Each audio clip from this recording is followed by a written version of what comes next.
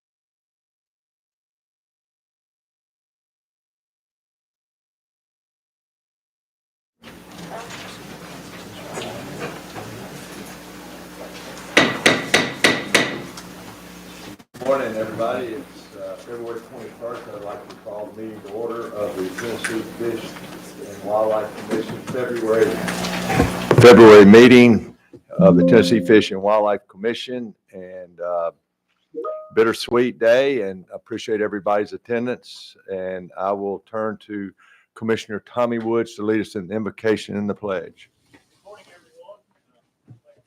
Thanks for attending. Dearly Father, we thank you for this beautiful morning, Lord, the cool weather. Thank you so much for this time together with our family and our friends and our visitors, Lord. We thank you for the time we've had together over the past 6 years, and we pray for the future of the agency and keep the course as it is, Lord. Again, we thank you, we love you, and we honor you. For these things we pray in the name of Jesus. Amen. I pledge Allegiance to the flag of the United States of America and to the republic for which it stands, one nation, under God, indivisible, with liberty and justice for all. Thank you, Commissioner Woods. I appreciate that. We have some visitors today. Randy Robinson, Ron Shank, Mary Rosebloom, Clarence and Laura Dye, Florence Moody. Oh, Fred Moody. Okay, I see. Fred, you got to learn how to write a little better, buddy. Brian McLaren, former commissioner. Thank you for coming. Parker Burke, Larry Overstreet, Sheila Butts, Angie, former chair, Lady Angie Box. Thank you, Angie. Charlotte Granbery. I think you wrote that in. I tell by your writing. Amanda Ogle, Horace Tipton. If I missed anybody, I'm sorry, but welcome to our meeting today. Miss Mary, would you call the roll, please? Bonnie Blue, Brad Botts, Here. Stan Butt, Here. Wally Childress, Here. Bill Cox, Here. Greg Davenport, Here. Chris Devaney, Here. Ford Little, Rhonda Moody, Chip Saltzman, Tommy Woods, Here. Hank Wright, Here. Jimmy Granbery. Here. Chairman, we have a quorum. Thank you, Miss Mary. We appreciate that. Commissioners, you've received the minutes. Do I have a motion for approval? Second. Any discussion or corrections? Seeing none, all those in favor say aye. No? Ayes have it. Thank you very much. Director, do we have any announcements?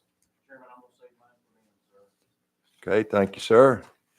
Okay, at this time, I would like to call Chief Josh Campbell to the podium for Biodiversity Award.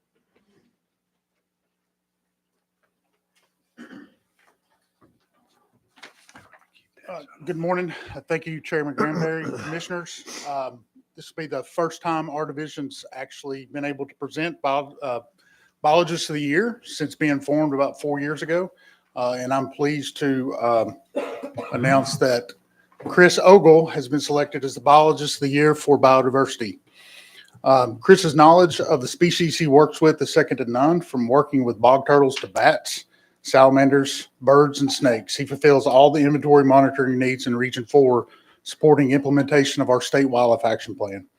Chris can always be found with his nose in a field guide, talking with researchers and experts in the field, and simply putting in the legwork and time in the field to perfect his craft. He prides himself in being in the know and being up to date on the latest information and methodologies for what he does. Chris is a treasure trove of information and knowledge as it pertains to biodiversity in Tennessee. Chris has been on the forefront of survey methodology for many years. He has a variety of techniques that have been adopted, from everything from working up wood rats to harp trapping bats and rappelling to survey for the deep, dark confines of subterranean habitats harboring endangered bats. One of the greatest uses of Chris's expertise has been dealing with WMA survey work as it pertains to getting projects approved to our WMAs. Chris can be counted on to not only provide necessary data, but also to discuss his findings or lack thereof with our managers and what information means for the management of the areas. He is not only honest, but also realistic, and encourages them by applauding their efforts they do put in place that takes into consideration our rarest wildlife, especially bats. And even beyond our own personnel, Chris can always be caught in conversations with other agencies like TDF, TNC, TDEC, U.S. Forest Service, and U.S. Fish and Wildlife Service concerning our efforts and plans to survey and manage our rare species. Chris is well known throughout the non-game community and is called upon regularly for his expertise. Chris provides a number and variety of educational programs to not only schools and other kids groups, but also professional level businesses and partners with the agency. Each year, Chris assists with the University of Tennessee's fall camp, allowing him to interact and provide valuable experiences to future wildlife biologists. He teaches multiple hunter education classes each year and goes above and beyond in doing continual community service. Despite his long and atypical work schedule of his position, he stepped up and assumed the role as president of AYSO soccer league. Without this commitment, the league was probably going to fail because nobody else wanted to assume that role. And this required Chris to attend numerous in-state and out-of-state trainings to ensure he had all the certifications to oversee the youth league. Chris has an extensive volunteer and agency email list that he can pull from to get the help he needs when he needs it. And it's not simply that he puts a list together, but that so many people want and wait to go to the field with him to learn and gain valuable, knowledgeable experience. His ability to utilize volunteer support reduces costs associated with manpower while ensuring projects are being implemented. He conducts numerous interviews and provides immense amount of information to the public, and is a leader with the field he works. Chris is an enthusiastic and knowledgeable biologist who takes great pride in telling our story and what everyone must do to ensure our common species stay common and our rare species become common. In the words of his supervisor, he is loyal, a great employee, a great human being, and if you're lucky, a really good friend. And with that, I'd like to have Chris stand up and come here and accept his award.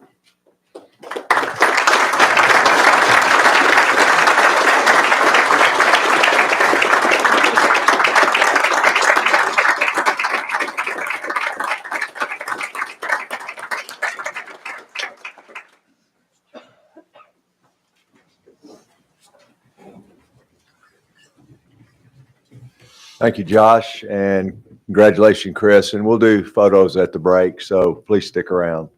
Okay, at this time, I'd like to ask Colonel Dale Grandstaff to the podium, please.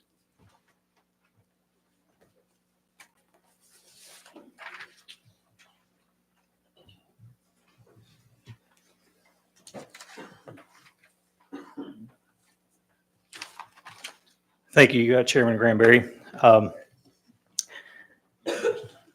The Tennessee Wildlife Officer of the Year for 2024 is Sergeant Dustin Burke from Region 4 and District 41. He was chosen for this recognition by his Captain Willard Perriman, who's here with us today, and Lieutenant Andy Collins, and also former Major Shelley Hammonds, who has promoted to our Lieutenant Colonel now. Each of the 8 districts submit their choice for this award, and Sergeant Burke was chosen as the best of the best and the statewide winner for 2024. He also represented Tennessee at the Southeastern Association of Fish and Wildlife Agencies in Georgia this past December as the Tennessee winner. Dustin grew up in Scott County, Tennessee, in the Oneida area. He attended Tennessee Tech University and graduated in 2011 with a degree in wildlife and fishery science. In 2013, he was hired by TWA as a part-time boating officer on Norris Lake. He also worked as a detective at the Oneida Police Department until 2019. In 2019, he was hired full-time by TWA as an OHV officer on North Cumberland WMA in Region 4, District 41. He currently lives in Oneida, where he was born, and he was blessed with, as he says, 2 of the best children in the world. He has a beautiful daughter, Charlie, 10, and an amazing son, Parker, who's here with us today. His main hobbies are drawing, painting, bow hunting, and he shares his passion for bow hunting and white-tailed deer with his 2 kids, and they love it as much as he does. North Cumberland WMA is around 200,000 acres that covers Scott, Campbell, Claiborne, and Anderson counties. In 2022, he promoted to the OHV sergeant position, and he also eventually took over the Scott County officer position along with the OHV duties.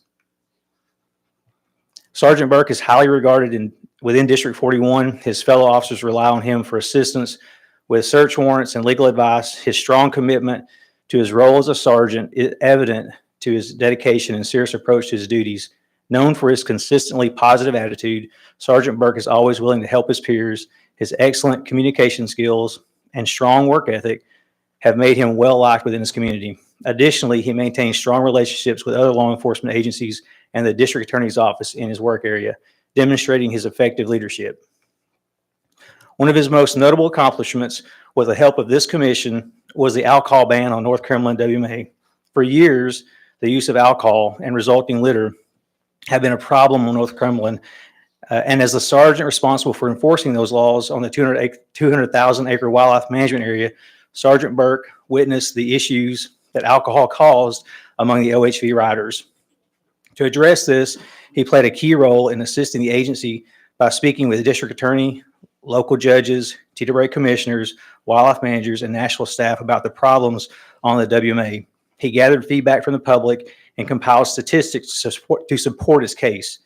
Thanks to his and other agency employee efforts, an alcohol ban was implemented on April 15th, 2024. Since then, there have been no reported fatalities or major accidents on the WMA. He has achieved several other notable accomplishments this past year. He has issued and assisted with numerous citations, including 20 issued or assisted related to big game violations. Among his notable cases, he cited a Kentucky man for illegally killing 3 bucks and 6 turkeys. He also collaborated with another officer on an elk poaching case, which resulted in a $10,000 restitution fine, a 5-year hunting revocation, forfeiture of 2 firearms, and a 3-year ban on the WMA. Furthermore, Sergeant Burke is currently involved with 2 other pending elk poaching cases. In his efforts to combat impaired OHV operators on North Cumberland, he successfully arrested 7 impaired operators and assisted with 1 other. He has checked 940 OHV riders, and prior to the alcohol ban, he responded to 4 serious OHV accidents, all of which were alcohol related. Sergeant Burke serves as an OHV instructor at the Academy, where he plays a crucial role in training new recruits. He has been instrumental in assisting Pickett State Park with launching their pilot OHV enforcement program, and he is in the process of implementing the Titan crash reporting system, and that is the system which is currently used by the Tennessee Highway Patrol, and hopefully will enhance the efficiency and accuracy of incident reporting on the WMA. He has assisted other agencies in locating 3 missing persons and participated in a manhunt on North Cumberland WMA. His dedication extended to recovery efforts in Morgan County following a tornado, and he provided crucial support for 4 drug overdose victims on the WMA. During a snowstorm, he responded to emergency calls for service in Scott County, and he once drove a heart attack victim from the Elk Viewing Tower to the hospital. On another occasion, Sergeant Burke prevented a man from jumping off a bridge in an apparent suicide attempt by holding him down until backup arrived. Sergeant Burke's most notable public outreach effort is the Shop with a Cop program at Walmart in Scott County. In December 2023, he helped raise $58,000, enabling 240 underprivileged children from Scott County, Tennessee, and McCreary County, Kentucky, to each buy $300 worth of toys at Walmart for Christmas. Since 2015, Sergeant Burke has spearheaded this program, bringing agencies from both states to take these children shopping, with multiple wildlife officers from Tennessee participating annually. Sergeant Burke's dedication to this cause has created a meaningful and impactful tradition, fostering community support to those in need. Sergeant Burke is dedicated to a variety of public outreach programs. Beyond Shop with a Cop, he organized a free fishing day event in Scott County with 94 participants, and he also taught and assisted in hunter education classes. His commitment to community education is evident in his participation in events such as Conservation Education Day in Scott County, a Jake's Day event, 2 school career day events, an Archer in the School program, an OHV trash cleanup day at North Cumberland WMA, and OHV safety programs. These activities highlight his commitment to community service. For all these reasons and many more, Sergeant Dustin Burke was chosen as the Tennessee Wildlife Officer of the Year for 2024.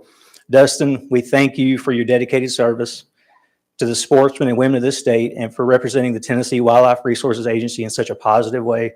Thank you and your family. It's well deserved. Thank you.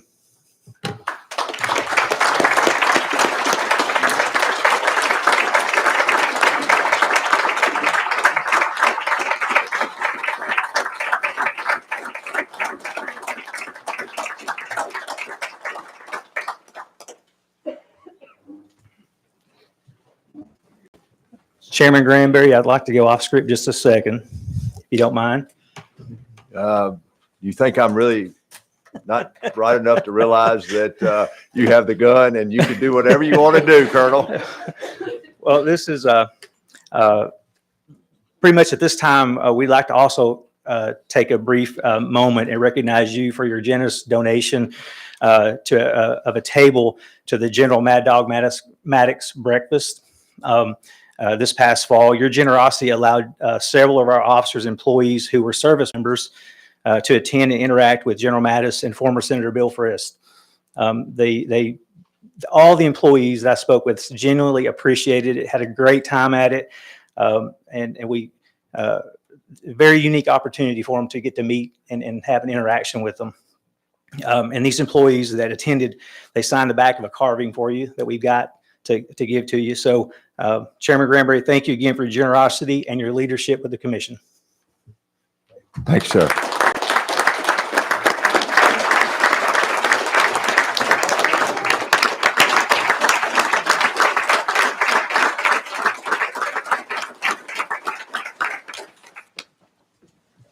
Thank you, Colonel. It's the least I could do. And Mad Dog Mattis, as we call him, is a hero in the United States. And General Huber down in Murfreesboro that runs the Charlie Daniels Veterans Center. It's just a wonderful program, and was unfortunately unable to attend, but I was so thankful that our law enforcement and et cetera that are veterans could attend, and it was the least I could do.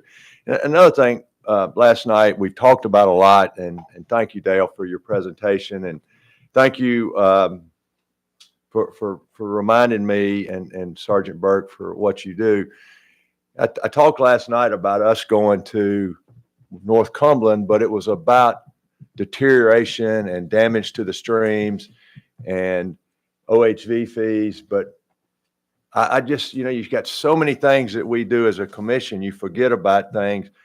And thank you for reminding me, Dale, but the fact that this commission put the alcohol ban in place and there have been 0 fatalities since then just proves the impact of this commission and this agency and what we do. We talk so much about saving deer, saving turkeys, adding fish and all those things, but we forget about things like as simple as it was to put the alcohol ban in. Thank you, Commissioner Woods, for leading that tour of the North Cumberland.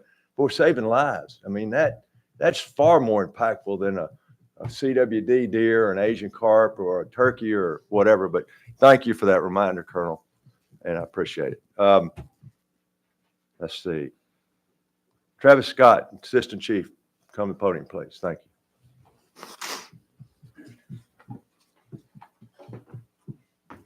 Thank you, Commission, for having us here today to recognize our Fisheries Award winners for 2024.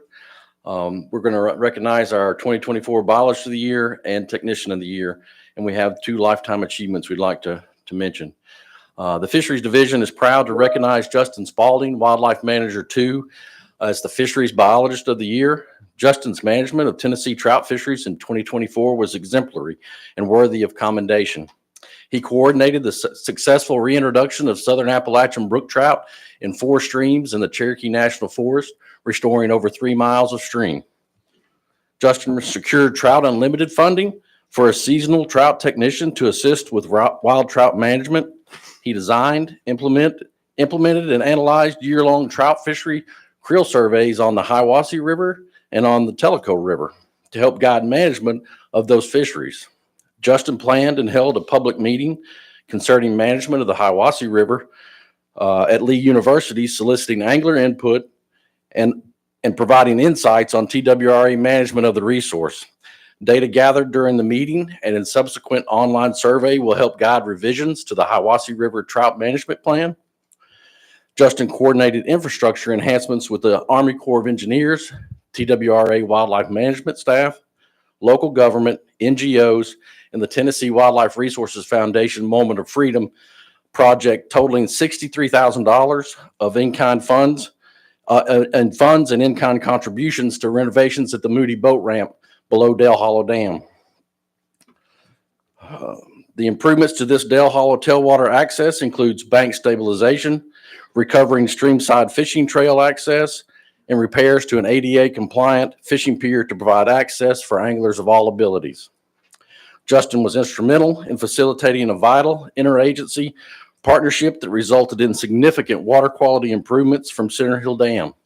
Early assessments have shown trout abundance and recruitment, as well as angler success, have improved since seasonal minimal flows were initiated on the Caney Fork River.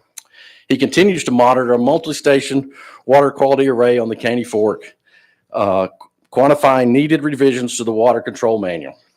Tennessee anglers will benefit from Justin's efforts for decades to come. Thank you, Justin, for your hard work and dedication to improving Tennessee's trout fisheries. You want to come on up?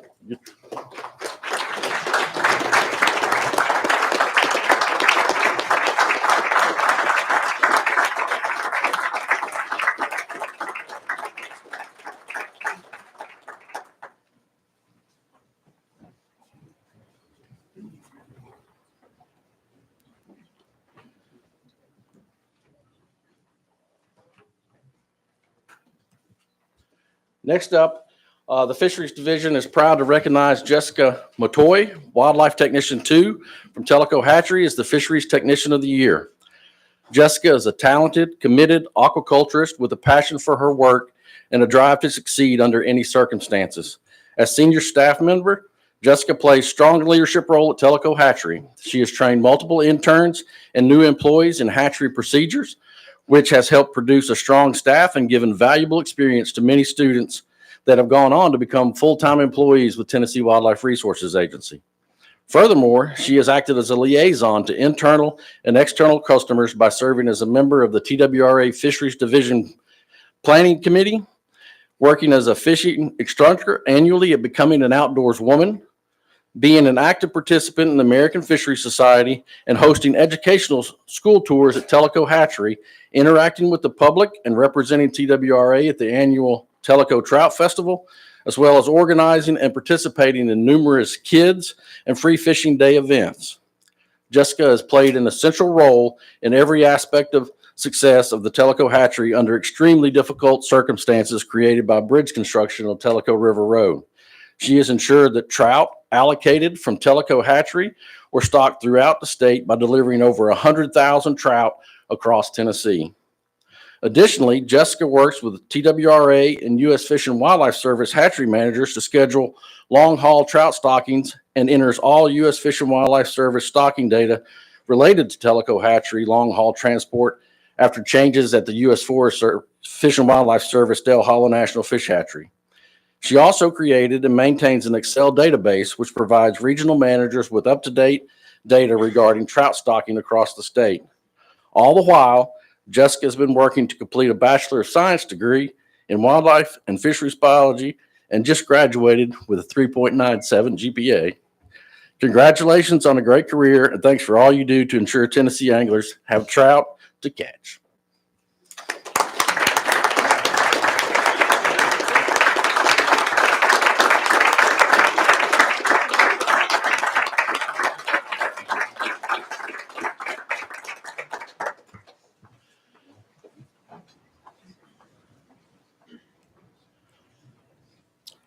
At our Fisheries Division meeting that Jessica helped plan, we also recognized 2 Lifetime Achievement Award winners.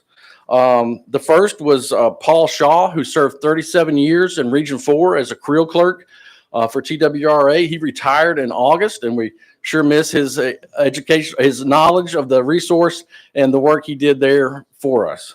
In addition, we also recognized Ernie Poor, who works at our Eagle Bend Hatchery there in Clinton, Tennessee. He's had 48 years of service with the agency and continues to work providing fish for waters across the state. So we want to mention them and appreciate their efforts over the years and their dedication to the fishermen of Tennessee.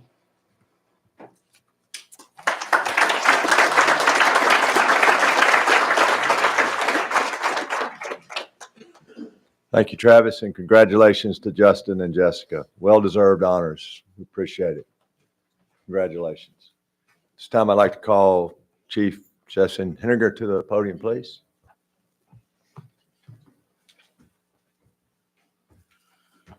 Good morning. Thank you, Chairman.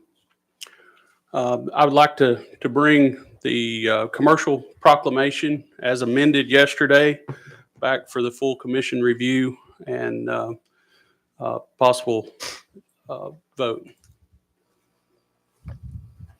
So as discussed yesterday, subsection L it now reads that effective August 1st, 2025, up to 6 nets can be 6-inch square mesh, and remaining nets must be 7-inch square mesh or greater for all waters except the Mississippi River.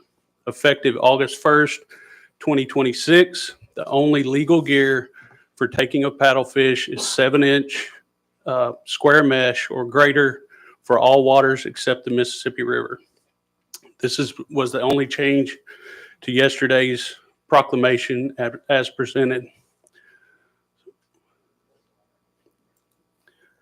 Just a quick reminder, we had a change to bowfin, scientific name of bowfin, and the change to the ending date of paddlefish season for Kentucky Lake to March 31st.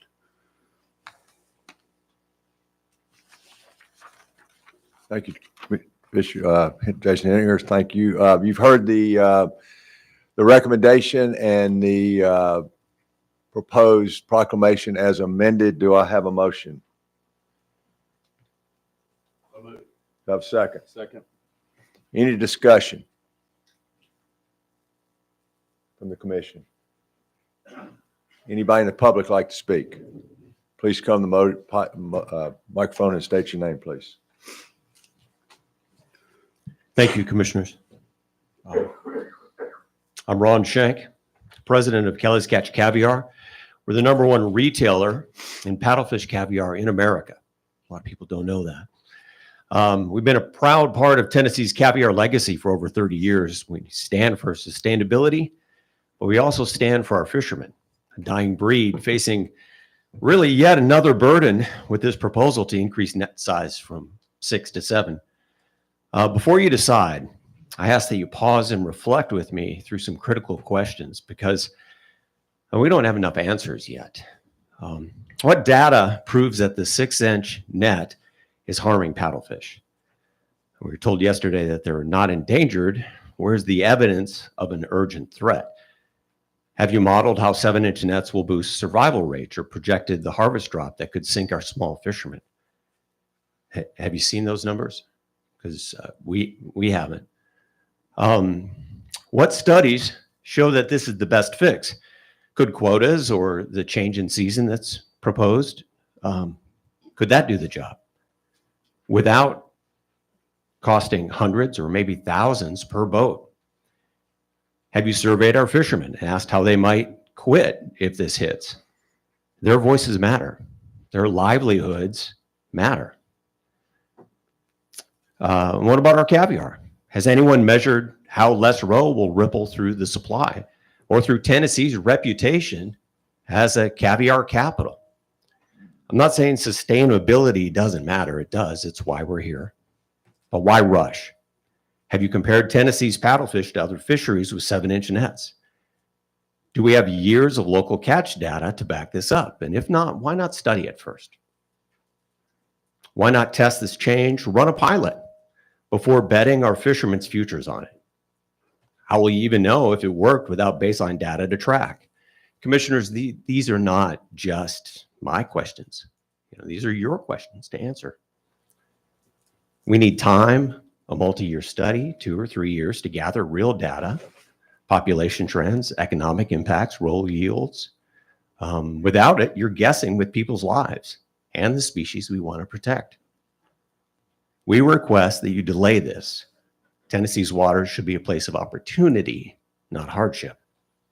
Let's find answers together because paddlefish and fishermen deserve your decision built on facts. Thank you, sir. Thank you for your time. Anybody else from the public like to speak? I got a list of questions. Can I hand this to you and you can review all those? General Counsel will distribute. Thank you, sir.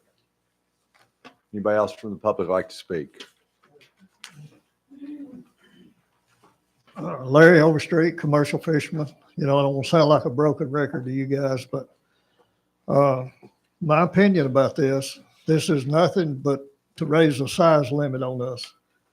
I'm talking, I fished these things for 20 years, and when you go to 7-inch net, we're moving the size limit from 38 inches up to 43 inches is what we're doing. Eventually, you will catch a smaller fish, but not many of them. And it's going to cut our sales in half when we go fishing. It's going to cut at least in half. And it's going to hurt, I'm telling you. And I put the pencil to it. And if I even call myself a fisherman, I'm going to need 75 nets, different depths, different lengths, different everything to fish different waters. And it's going to cost me $20,000 just for the materials to go build me enough nets to fish with. $20,000 and endless hours of tying these things if I do it myself. I'm going to spend a lot of time. It's going to take all summer long to tie me up some new nets to get ready for this. And it's going to hurt us bad. I've talked to both of the people that's the biologist and right here at TWRA. Both of them will tell you, they told me that the fish are coming back. And I'll tell you myself, if we had fishing conditions, they're coming back strong. There's plenty of fish out there. We just don't have the conditions to fish. There's always floods in the spring of the year. And, this is going to put a hurt on us. I've talked to several different fishermen. I don't know why they're not here and stand for this, but all of them is saying the same thing I'm doing. But I don't understand why they didn't come and stand up and say something about this. But it's going to be very costly to us, and it's going to hurt us. Thanks, sir. Thank you. Anybody else? Hearing none, we have a motion and a second. Are there any comments from the commission? Mr. Cox. Mr. Chairman, I'd like for Jason or Eric or somebody to repeat some of the questions this gentleman asked about the justification for this. We've heard that, but I'd like to hear it again. Just for since the gentleman asked a question, maybe Jason, you could kind of what precipitated this and justify it a little bit. Okay. We Fisheries Division, under the guidance of Eric Gaines, our commercial fishing coordinator, he's done an excellent job of managing the commercial fishery to bring it back to what it is. We've went many years under some of his guidance and size limits and things to build this fishery back. 2 years ago, we took this proposal to move to 7-inch webbing to CFAC and presented it to them. And they wanted this information. They wanted some of the data. Eric purchased 7-inch nets and worked with several of the fishermen to go out and test 7-inch catch alongside 6-inch. And Eric can come to the mic and speak to that if the commission needs that information. But he sees, and I think a lot of the fishermen that have used it has seen that 7-inch mesh benefits paddlefish. It doesn't bind those fish down near as bad. You don't have the mortality of smaller fish, those sublegal paddlefish, and also female paddlefish that are not gravid. We've moved this fishery to a gravid female paddlefish only to be harvested. And paddlefish do not spawn every year. So even if they're a legal size, they may not have eggs. So you're taking a risk of killing those females that may be gravid the next year or further down the road at a larger size containing more eggs. So this would reduce the bycatch of male paddlefish, sublegal paddlefish, and non-gravid females. We feel like this is the best move forward to speed up the recovery of both Kentucky Lake and Chickamauga and protect our other fisheries that are still viable fisheries for these fishermen. Anybody else? Commissioner Butt. I've had multiple discussions about this. I'm asking the fishermen that are here present, as well as the commissioners, as well as our chiefs. Now, the amendment gives us the opportunity to have 6 and 7-inch nets for 1 year. In considering all of the things that have been said, would 1 year additional extension help the fishermen to adjust to this? And would that extra year delay consideration from the agency standpoint as far as the mortality and the success of the recovery of the fish? Those are just questions that I had when it comes to the seriousness of making this decision.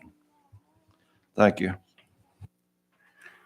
I think further slowing our ability to move to the 7-inch and reducing that mortality even further is just going to slow our ability to stabilize recruitment and stabilize this fishery for the fishermen and make that a sustainable fishery that they can depend on catching those larger paddlefish.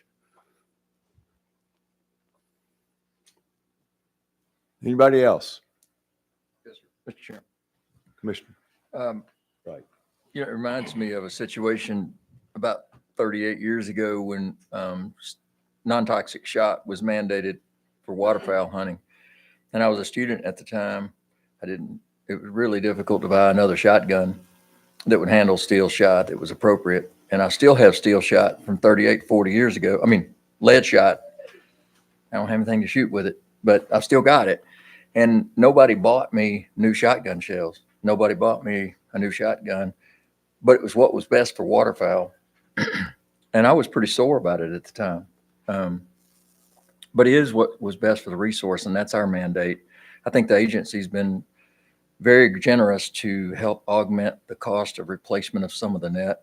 I'm really, really proud of the agency for putting that forward. And I think we did, there was a question from a gentleman earlier, and I think we did survey the fishermen through the public notice comment period.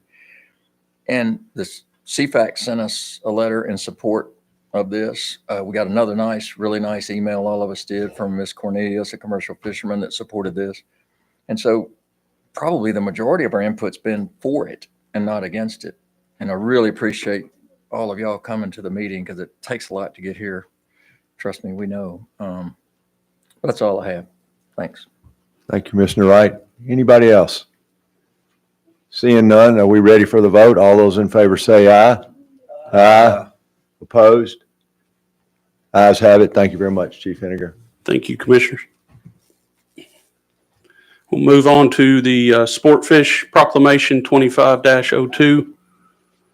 And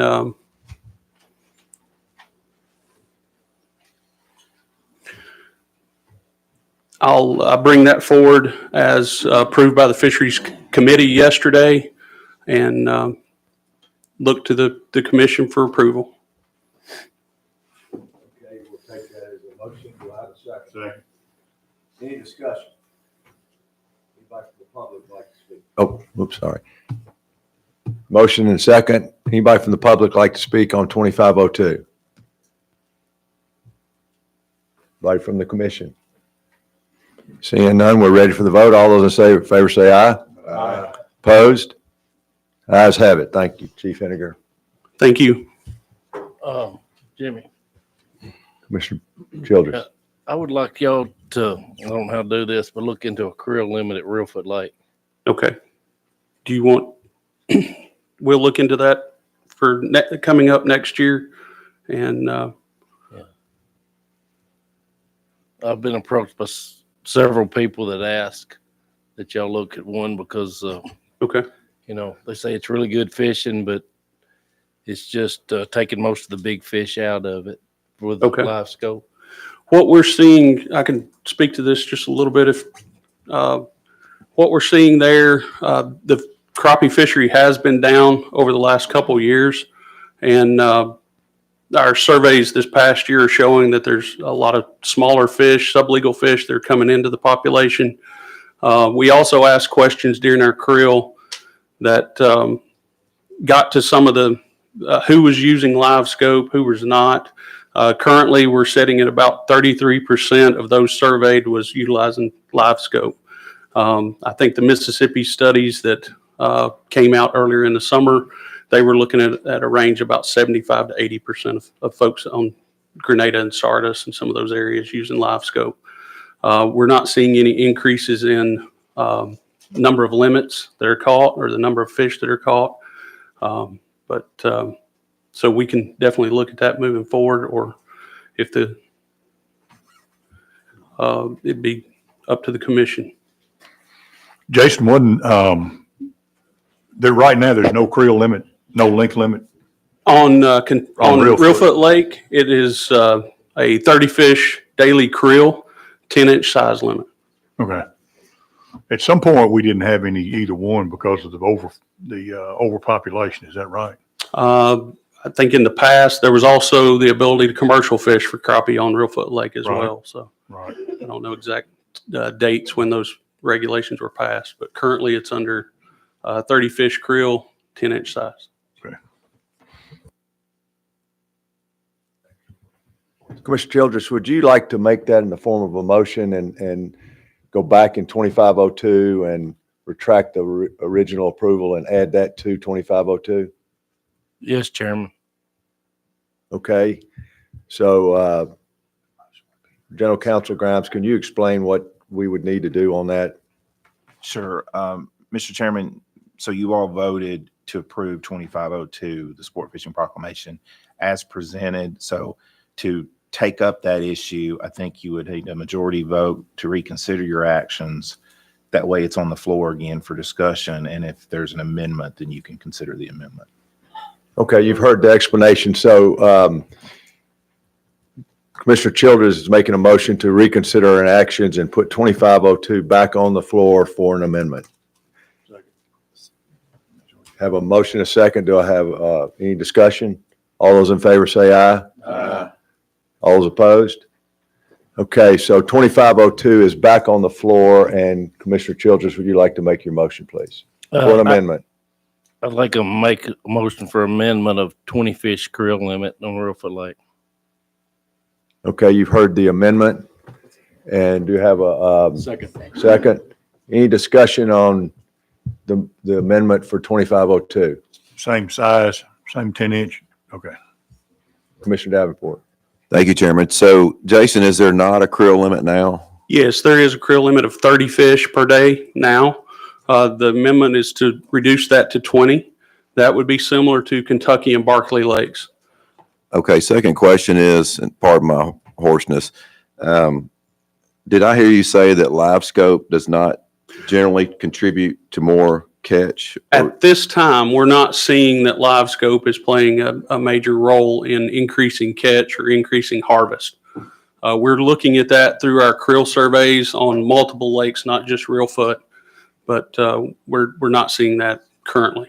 Okay, because I had a comment from the public, a gentleman that I work with, that said that specifically at Dale Hollow that they thought it was a big impact on the smallmouth fishery. But that was just a question I had. It seems to be a hot topic now, the live scope, and it's, I guess the purists see it as a form of cheating, and I just I had a question that it doesn't seem to be making a difference with at least crappie, is what you're saying. Right. Okay. And there's a lot of discussions for and against live scope or real-time sonar is, I guess, a better way to put it. And we're, like I said, we're looking at those through our creel surveys, and we're trying to track that the best we can. Currently, we're not seeing those effects that everybody's worried about. Now, they could have effects on some of the fish species that are caught at depth with some of the barotrauma issues that we've seen in the past with sauger and other species. So we'll continue to look at that and move it forward. But I think a reduction in creel for Reelfoot, I believe looking at the creel data is only going to affect about anywhere from 4 to 6% of the harvest annually. So I don't know that it is going to be a detriment. There's not a ton of people catching limits of crappie at Reelfoot. A reduction may aid in the population coming back as those fish move into legal size, and maybe extend that out longer. But we're not seeing a lot of limits being caught. If you reduce it from 30 to 20, it's not going to be that large of an effect. Thank you. Mr. Childress. I've spoke to probably 15 really good fishermen at Reelfoot, and you are correct. There is a lot of fish in Reelfoot, a lot of small fish right under 10-inch. They say the big ones they're targeting, they just ain't as many out there because they're chasing a certain fish and they're catching them. I mean, they sent me a picture the 10th of July, and it was like 95 degrees, and they caught us 7 fish that weighed 13 pounds on Reelfoot Lake, which is unheard of. They just say the fish are there, but the big ones are getting taken out because they chase them. They'll find them. They know what they are, and they requested this. This is not for me. Thank you, Commissioner Childress. So you've heard the amendment. We have a second. So we're voting on the amendment to 2502. All those in favor say aye. Aye. Opposed? Ayes have it. And now we're going to vote on 2502 as amended. Do I have a motion? Moved by Commissioner Childress, seconded by Commissioner Moody. Any more discussion? Okay. All those in favor say aye. Aye. Opposed? Ayes have it. Thank you very much. Thank you, Commissioner. Yes, sir. I need to know who our new commissioner down there is. Can you introduce him for the record, please, Commissioner Woods? No. The ayes have it. We're moving right along. Welcome. Great. Okay, so at this time, I'll turn this over to Commissioner Butt for the Audit Committee, please. Thank you, Commissioner. I'd like to thank previous Chairman Box for appointing me as chairman of the Audit Committee. I have been in that position for the last 3 years. And I would like to acknowledge our new internal audit director, Mr. Rodney Wright, who has done an outstanding job in moving the agency forward in accountability, not only to our charge from TCA code, but also from the comptroller's office as they oversee the operation of this agency. It's an important aspect of what we do. Last year, in a previous meeting, we revised our audit committee charter, which was approved by the commission. And the comptroller sent our charter back with a few housekeeping revisions, of which we have since put in place. They ask us to specifically expound a little more on some of the areas such as access to reporting of fraud, waste, and abuse, and define a little more clear conflict of interest when it comes to commissioners who are coming on board. So all of those changes have been made. The comptroller has approved those changes. And so I need to bring it back to the full commission to approve the revision. So I'll move that the commission approve that as such, as approved by the comptroller. So I would ask for a second, Mr. Chairman. Okay, you've heard the motion from Commissioner Butt. Do I have a second? Second. Any discussion? Just thank you, Stan, for your hard work on this. And this isn't the most glamorous part of what we do, but it's so important, and we appreciate the hard work and the transparency that it provides. Any other discussion? Seeing none, all those in favor say aye. Aye. Opposed? Ayes have it. Thank you, Commissioner Butt. I appreciate that. So I'm gonna do one little more housekeeping note, then we're gonna take a break. But in the house today with us, and they very inconspicuously decided not to sign in, but we have Rosemary McElhaney, Haynes Corbett, and Steve Jones. We might let them become a commissioner, but it's really not up to us. I think they're in front of the General Assembly, but they will be taking a couple of our places in the future, and we welcome them to our meeting today. And in the future, the new chairman said he's going to have any visitor that doesn't sign in arrested and removed from the meeting. Isn't that right, Chris? Isn't that what you said? If I'm chairman. All right, see, you heard it first. All right. Welcome to Rosemary, Haynes, and Steve. We're glad y'all here today. We're going to take a 10-minute break and see everybody back at 10 o'clock. Thank you.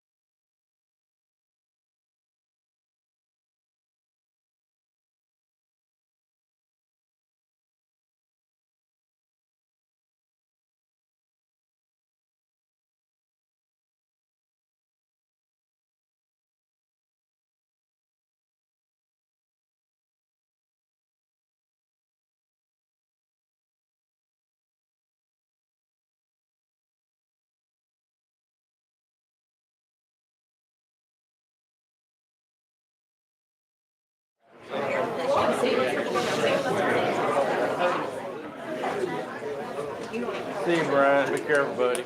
Hope you enjoy it in your tractor.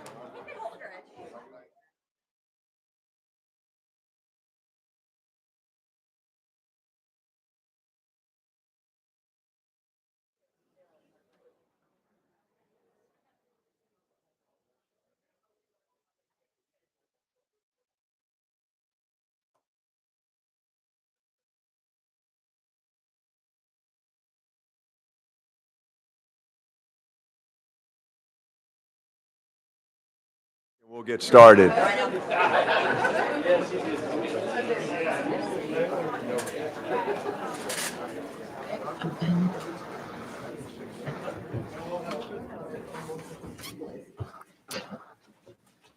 Commissioner Cox, you're recognized. Thank you, Mr. Chairman. Everybody knows the contribution that Bill Dance has made to fishing across this country and in Tennessee, representing Tennessee as he does it. Internationally known fisherman.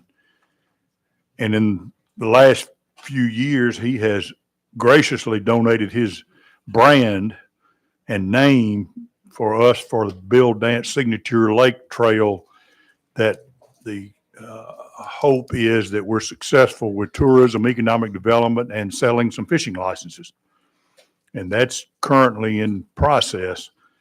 I don't know what that brand would be worth, but it would be worth millions in the private sector for him to represent a private company. So I don't need to go into great detail. I think everybody here knows who he is and what the value is. And he's the number 2 celebrity to Dolly Parton in the state of Tennessee. So in light of that, Mr. Chairman, I'm going to propose that Herb Parsons Lake be renamed to Herb Parsons Refuge and Bill Dance Lake.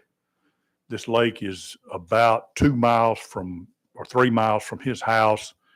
He's fished it for years and years and years, and it's near and dear to his heart. And I think it would be a great honor for us to do that for him. It's some small gesture of appreciation that we could do for him that he would really appreciate.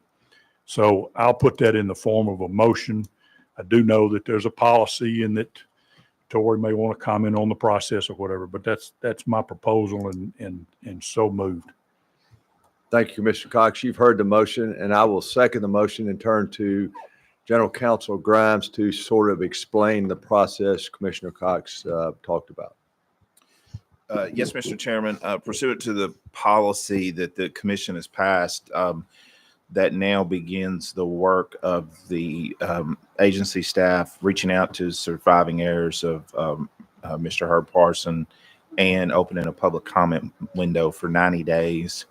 Once we do that work, we will report back to the commission the sentiment, the public comments, and let the commission take that information for a further action.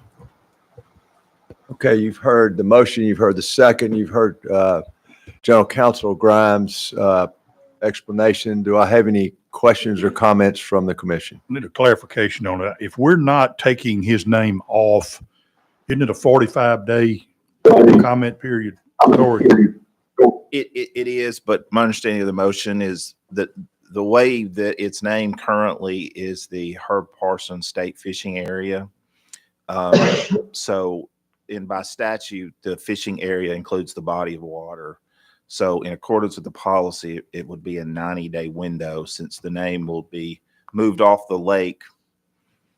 I think I get there's probably some area of vagueness there, but I think just to be consistent with the policy, a 90-day comment window. No, that's fine. And just as a side note, I found Mr. Parsons' son, Jerry, in San Antonio. He's a retired horticulturist at Texas A&M University. We had a great phone call. He is happy about being associated, or his dad's name being associated with Bill Dance. And we had a great conversation for 20 minutes. And I think Tori may have spoken with him, but he's going to send him a letter and that kind of thing. So the family is good with this. Thank you. Any other commissioners have any comments? Seeing none, thank you, Commissioner Cox, for your motion. Thank you, General Counsel Grimes, for your explanation, and also the amount of hard work that you put into this over the last 90 days. And I think, as I've said many times, this is a legacy policy that will protect the resource for years to come. So I think this commission should be very proud of their work on this. Seeing no further comment from the commission, all those in favor say aye. Aye. Opposed? Ayes have it. Thank you very much. Commissioner Butt, you're recognized. Thank you, Mr. Chairman. Thank you for moving this to the February meeting.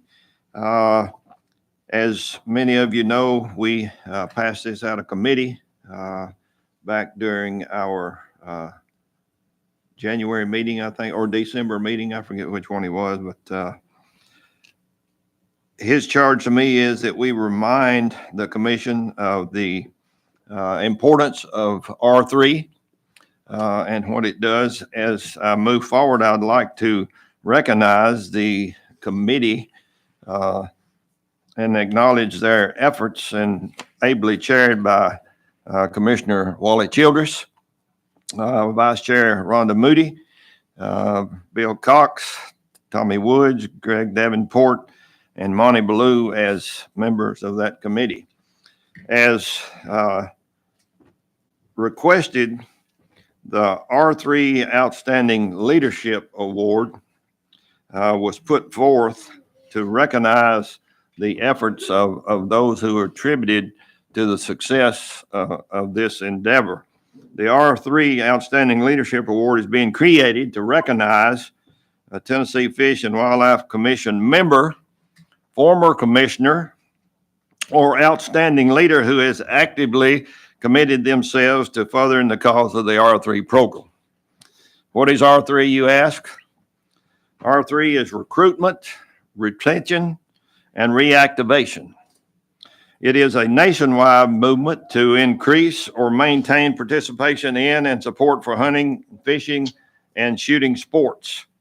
Across the nation, state wildlife agencies engage in R3 programming designed to recruit new hunters and anglers, retain the existing ones, and reactivate those individuals who have let their license lapse. To expand the R3 outreach, our agency is helping fund partner organizations, including Tennessee Wildlife Resources Foundation, Tennessee Wildlife Federation, Tennessee Farm Bureau Federation, Tennessee Future Farmers of America, FFA, and 4-H programs, and other similar organizations across the state in promoting the goals of R3. To learn more about TWRA and its involvement in the R3, you can go to our webpage, our website, click on the 2023 annual report, and there's about a 3-page spread acknowledging all of the things that are included in that. And you can read about our partnerships with R3, shooting sports and ranges, outreach events, and voting and hunter education. Thank you, Mr. Chairman, for acknowledging those efforts. Thank you, Commissioner Butt. So you've heard the report from the R3 committee, and I'll bring this report as a motion to the full commission for a vote. Do I have a second? Second.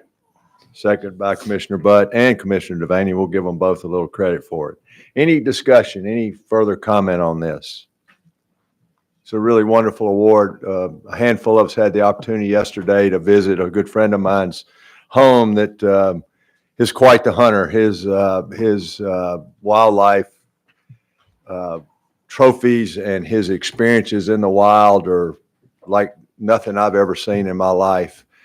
But we're touring this room yesterday, and it was overwhelming, to say the least. And the one thing that stood out to me was he had a small little plaque on the wall, and it had about 8 turkey beards on it. And of all the stuff in his room, this was the thing that stood out to me. It says, "Turkeys I've harvested with my grandsons." That's what R3 is all about. And so that I pointed out to Commissioner Woods with his new grandson sitting with him. And so that really magnifies how important R3 is, and that this guy's been places I'll never dream of going oh, I'll dream of going, but I'll never go. And so that really stood out. So I just bring that forward. Any further discussion? I have a question about the members of the committee, since several of us that are on it are rotating off. Does that matter? You're voting now. I'll defer to the general counsel, but I think we're voting on the motion today, right? So, No, I'm talking about just the members to make the decision on who gets the award. well, it'll be next year. I understand, but we're not going to be here. Well, then, you'll have to buy some votes. Okay, well, I just wondered if you wanted You're very sitting commissioners persuasive. to be on it. Yeah, you're very persuasive, Commissioner Cox. I'm sure you can handle it. See it, right? There's his son out there shaking his head. He told me at the break he likes to get on his father's skin. I said, that's pretty consistent with the rest of it. Commissioner Davenport. On a more serious note, I'd like for everyone that's here today and everyone that's watching this meeting to just think about who funds wildlife conservation. And it's hunters and fishermen and the Pittman-Robertson Act. And, I go to cocktail parties at times, and hunting is just something that is such a part of all of our lives. And I'm very passionate about it, but not everybody thinks the way that we do.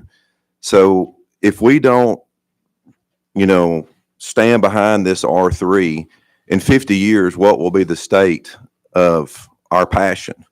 And where will the funding come from? So just, this is so important to all of us. It's our future.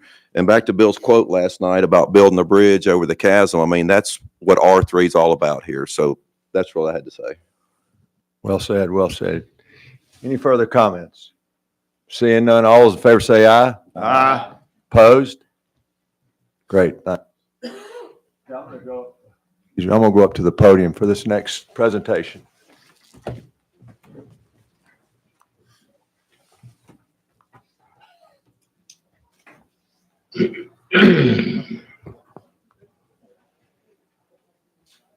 So now that we have created this award, the chairman, myself, will nominate a recipient with a caveat. My motion is to name this annual award after the first recipient. And I want to make the motion that we give the inaugural award to Commissioner Wally Childress. And from this point forward, the award will be named the Wally Childress TWRA R3 Outstanding Leadership Award. All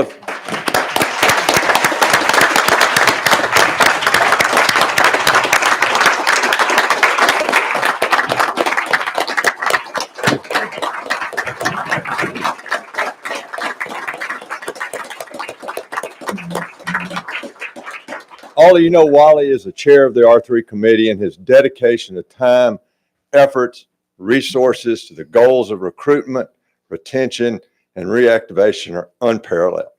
He gives his time, his duck blinds, and has dedicated himself to the outdoor pursuits that we all hold so dear. And at this time, I'd ask any other commissioners if they'd like to say anything before Director Maxidon has a little more to this program. Second, the motion is a great choice. That's what I was asking for. That's correct. Thank you. I told you you'd get a choice here. So we have a second. Any further discussion? All those in favor say aye. Aye. Opposed? If you are opposed, you leave the room. The door's right over here. The ayes have it. Director Maxidon. Yeah, sure. Here you go. Wow. Thank you.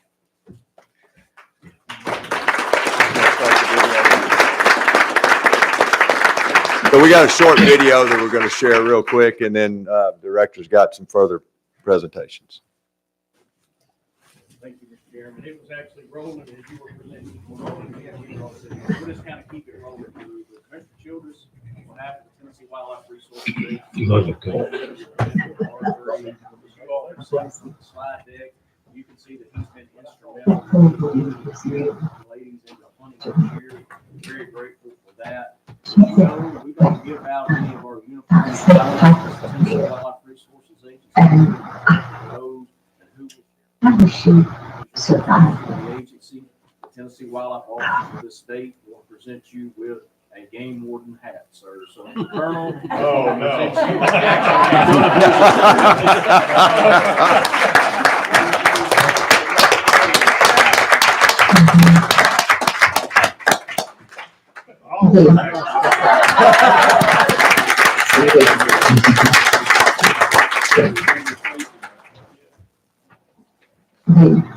Commissioner Childress, would you like to say a few words?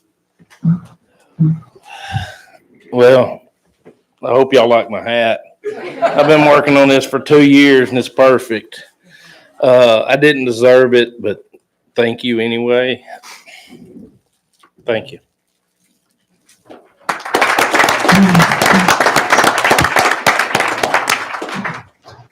I beg to differ. You absolutely deserved it. And this legacy of your R3 commitment will carry on for many years to come. All right. So now we're the Legacy Award. And I would like to turn this over to Commissioner Rhonda Moody.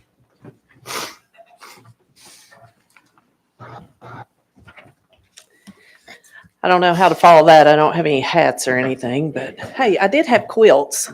So quilt and a hat, you're set for life right now, buddy. Thank you, Commissioner Granbery, for the opportunity to chair this ad hoc committee alongside Commissioner Tex Childress here and Little over there at the far end, who is holding court of his own, it looks like, with Commissioner Woods over there. I appreciate the opportunity to do this. It has been an honor to serve and take part in recognizing those who have made a lasting impact on Tennessee's outdoor heritage. I want to take a moment to acknowledge former Commissioner Sanders, who established the Legacy Award in 2021. His vision was to honor individuals who demonstrate a lifelong commitment to hunting, fishing, and the outdoor lifestyle that defines so much of our state's identity. We continue this tradition of recognizing those who have made exceptional contributions to conservation and the outdoor community.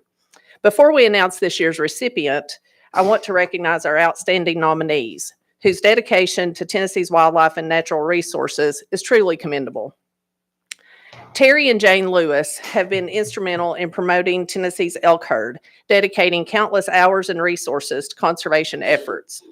Their leadership in constructing both the original elk viewing tower in 2005 and the more recently built handicap accessible tower has provided Tennesseans and visitors with an incredible opportunity to observe and appreciate the animals. A University of Tennessee study found that around 16,000 people visit the tower every year, with thousands more enjoying it through a live elk viewing feed through our own TWRA elk camera located at the site.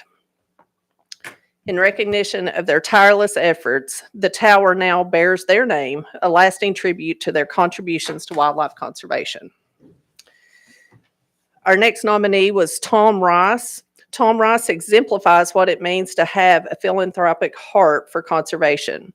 A longtime supporter and board member of the Tennessee Wildlife Federation, Tom has played a vital role in youth outreach through the Hunting and Fishing Academy. Each year, he honors his late son, Davis, by hosting the Davis P. Rice Memorial Youth Waterfowl Hunt, fostering a love for the outdoors in young hunters and ensuring the legacy of conservation continues for generations. Answer the phone. Wrong number. My extended warranty has been renewed. Thank you. Thank you very much. Now, it is my great honor to present the 2025 Legacy Award to a man whose lifelong dedication to the outdoors has left an undeniable mark on Tennessee and beyond. Jim Carmichael's passion for the outdoors has taken him across continents, from the wilds of Africa to the peaks of the Himalayas. As a longtime shooting editor for Outdoor Life magazine, Jim's written work has reached and inspired has reached and inspired countless hunters and outdoorsmen and women. His dedication to the sport earned him the prestigious Winchester Western Outdoorsman of the Year Award in 1979. Jim's expertise and influence in the hunting and shooting world extend far beyond the written page. He has authored 5 books, taken 18 safaris to Africa, and even spent 3 days at over 21,000 feet in the Himalayas searching for and ultimately photographing a deer once believed to be extinct. He was one of the last outsiders permitted to hunt in Iran as a guest of the late Shah. Beyond his remarkable adventures, Jim's commitment to Tennessee's wildlife and conservation efforts is evident in his service. He was nominated by then Governor Lamar Alexander and confirmed by the Tennessee legislature to serve on this very Tennessee Fish and Wildlife Commission, where he played a vital role in shaping policy and protecting our state's natural resources. Jim Carmichael's contributions to the outdoor world are immeasurable. His work has not only educated and inspired generations of sportsmen and women, but has also helped preserve Tennessee's rich hunting and fishing heritage. It is with great honor that we present the 2025 Legacy Award to Jim Carmichael.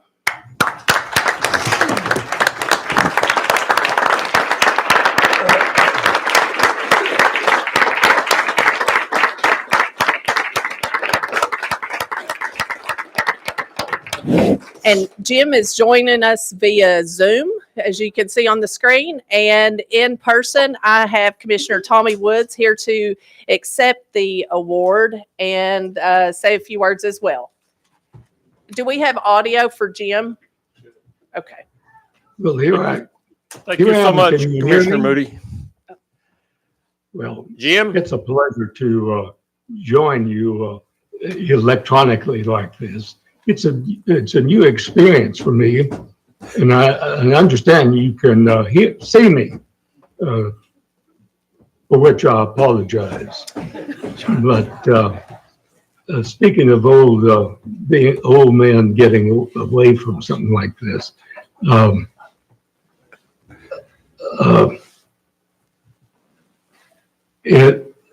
now in my 9th generation. And if you wonder what has happened to me, let me promise you I can still swing a shotgun or aim a hunting rifle. And I do it at every chance I get. So anytime you want to go, stop by and pick me up and I'll furnish the ammunition. During this 9 decades, I've seen some remarkable, I guess you'd say, miracles come to pass. For example, when I was a schoolboy, hunters in my family had to go to another state to hunt deer. Wild turkeys were an exotic creature from another land. And Kitty geese, Canada, if you saw a flight of Canada goose, it was rare and they never landed because they were always on the way of somewhere else. But this morning, there were 13 deer grazing in my backyard. Turkeys are so, well, if you've had turkeys around, you want to keep them off your porch because they'll leave a calling part. And for wild geese, if you want to see a Canada goose, just go to your local golf course or even to a Walmart parking lot and you can see them paraded. But be careful where you step and don't turn your back to them because they are a vicious creature.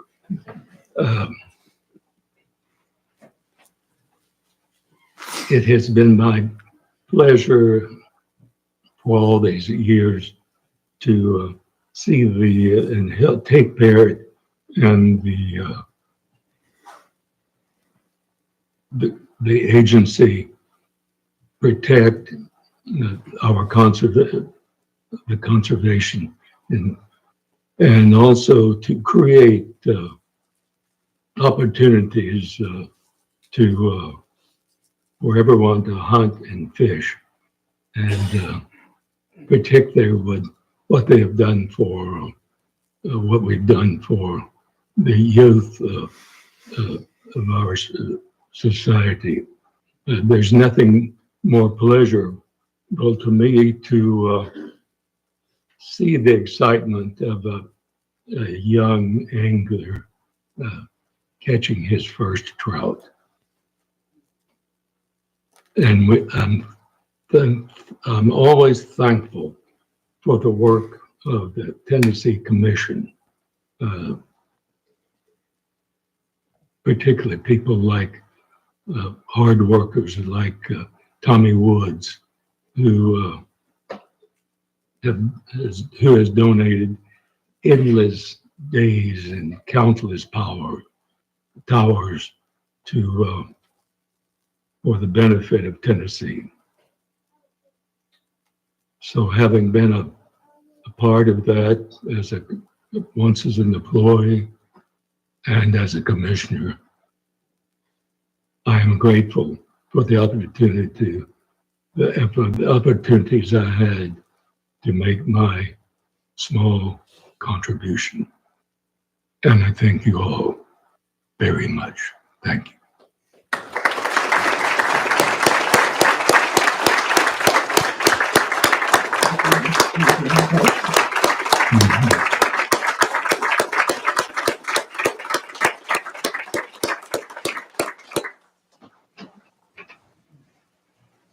I'd like to say just a few words. I've had the pleasure of knowing Mr. Carmichael most of my life.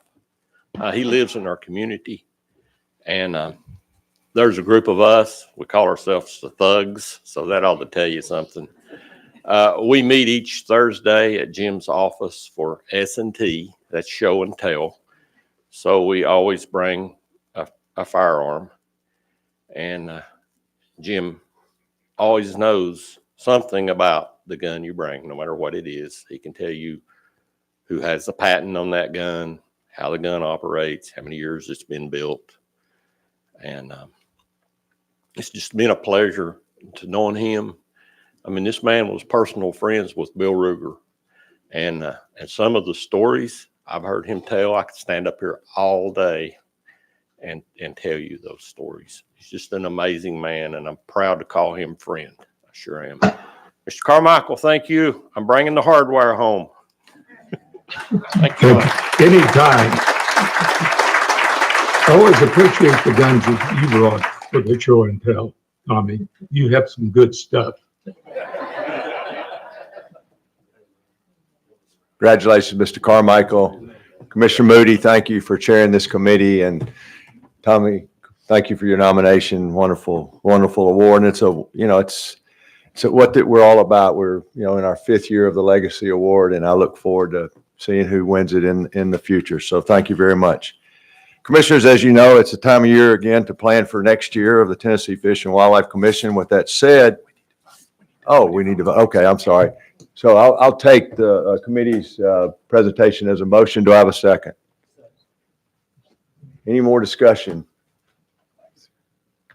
Legacy Award, yeah. Any more discussion on the Legacy Award? Seeing none, all those in favor say aye. Aye. Opposed? Ayes have it. Thank you very much, Commissioner Moody, Commissioner Wood. So, as I was saying, off script, commissioners, it's time of year to plan for next year of the Tennessee Fish and Wildlife Commission. With that said, our January meeting, I convened the nominating committee for officers of the 25-26 cycle of commissioners. Commissioner Chip Saltzman was the chairman. Commissioner Monty Ballou and Commissioner Stan Butt were on the committee. Committee chairman, Commissioner Saltzman, has given me the committee's nominations. They are as follow: Chris Devaney, chair; Greg Davenport, vice chair; Rhonda Moody, secretary. Do I have a second? Second. Is there any discussion? Seeing none, all those in favor say aye. Aye. Opposed? Ayes have it. Thank you very much. Appreciate it. Good luck to you, gentlemen and ladies.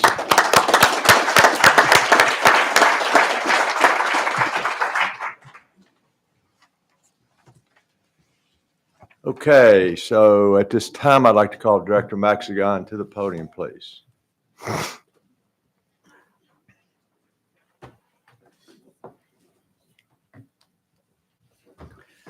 Well, Mr. Chairman, we are here near the end of our meeting, which means it's time to say goodbye to 5 incredible individuals that have served this state and the outdoorsmen very well. Not only that, but they've become good friends to me personally. They've become good friends to this agency. As we mentioned last night, you all are great supporters of our staff. Our staff have loved working with you 5 members in this commission, and we're very grateful for your service. We had a lot of good times together. In fact, our public commission meetings alone added up to about 41 hours of public meetings. Over the course of a 6-year term, that's close to 246 hours that you all have spent dedicating your time to the official leadership of this agency.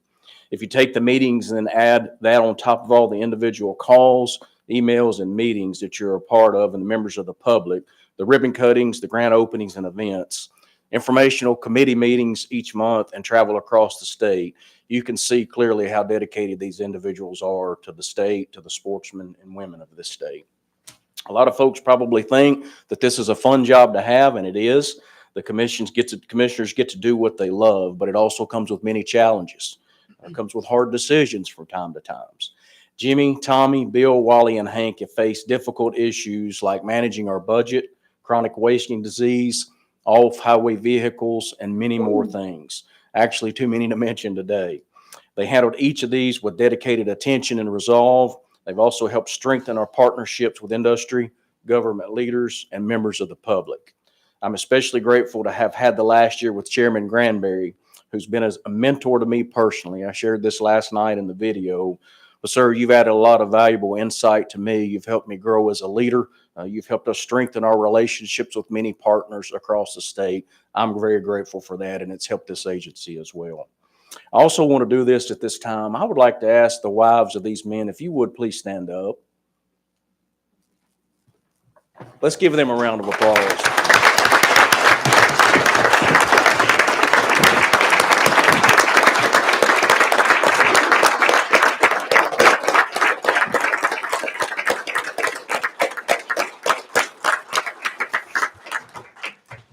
I think anybody that knows the agency understands that we're very close. We have a very close family unit within our agency. These commissioners are a part of that, and these wives have dedicated a lot of time coming across the state. These men have spent a lot of time away from their families. Many of them still have children. Some of them still have children at home.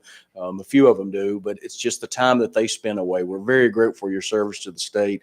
Ladies, we thank you. Thank you for sharing these men with us. We thank you for what you've put into this as wives as well. We're very grateful for that. At this time, I'm going to do a recognition. I'm going to ask you to come forward. Chairman, I'm going to do you first, but before you come up, we actually have a 6th member with us that's here today, and I want to read a resolution. As many of you probably heard, there was a little knocking under the counter down there, and there were some folks saying, hang on, what's that? Well, that was our 6th commission member that we're going to recognize today. That's Charlotte. You've seen a yellow lab that's been walking around here, and her tail was beating against the podium a minute ago, kind of knocking there. But I've got something I want to read and present to Commissioner Granbery before we get into commissioner plaques. Stand by. By Executive Director Jason Maxedon, Deputies Brandon Ware and Frank Fisk, Director of Public Relations Emily Buck, General Counsel Grimes, Legislative Director Blair Beatty, and Administrative Assistant Mary Allen, Betsy Aldrich, and Yasmin Gashim, a resolution to honor and commend Charlotte Granbery for being TWRA and the Tennessee Fish and Wildlife Commission's best friend in the office. Whereas Charlotte is a beautiful yellow Labrador who diligently joins Commissioner Granbery when he attends meetings and events with the agency in Nashville. And whereas her attendance at these meetings brings profound joy to staff members who love to give her belly rubs and scratches her ears. Whereas Charlotte is exceptionally skilled at remaining calm and collective, even in the most stressful situations and challenging meetings, so much so that she often manages an efficient nap. Whereas Charlotte has many friends in the office who throw open their doors and welcome to encourage her to grace them with her presence. And therefore, be it resolved, the Tennessee Fish and Wildlife Commission and TWRA recognizes and honors the great contribution Charlotte Granbery has made so far in her life, and incredible future she is sure to have as Jimmy's best friend. And be it further resolved that we honor Charlotte for being a gentle and well-behaved dog, allowing her to visit the office without incidents. Be it further resolved that this agency and the commission strive to continue our lifelong friendship with Charlotte and all our other furry friends of the commission. It is therefore resolved on this 20th day of February 2025. Chairman, if you'll come forward. And Charlotte.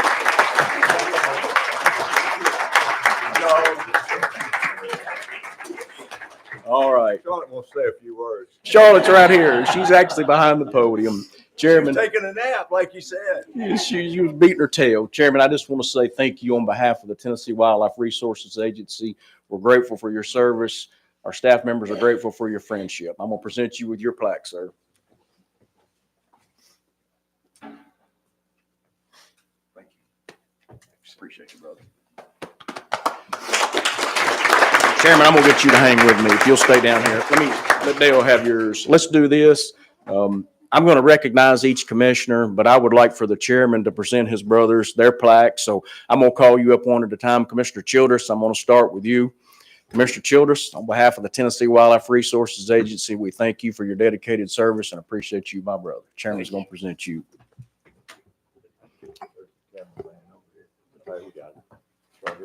Y'all stay up here.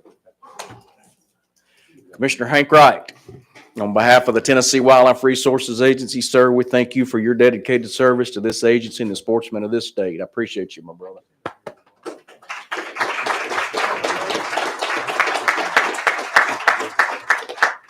And Big Daddy Bill Cox. Commissioner Cox, thank you. This is Commissioner Cox's third term. He loves this agency. He's been a great budget chairman. Sir, we appreciate you for your service to this agency and the sportsmen and women of our state. Appreciate you, brother. I appreciate it. And our past chairman, Mr. Tommy Woods, if you'll come forward, sir. Commissioner Woods, on behalf of the Tennessee Wildlife Resources Agency, sir, we appreciate you for your service to our agents and the men and women of this state. Thank you, brother.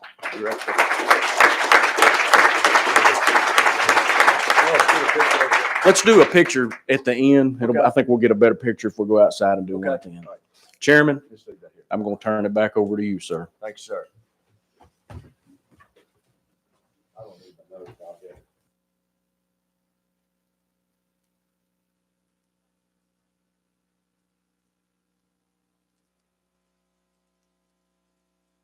Turn your mic on. So Commissioner Cox says I talk too much, but I'm going to talk with the pictures put together with the assistance of Mary and Betsy and Emily and Debbie.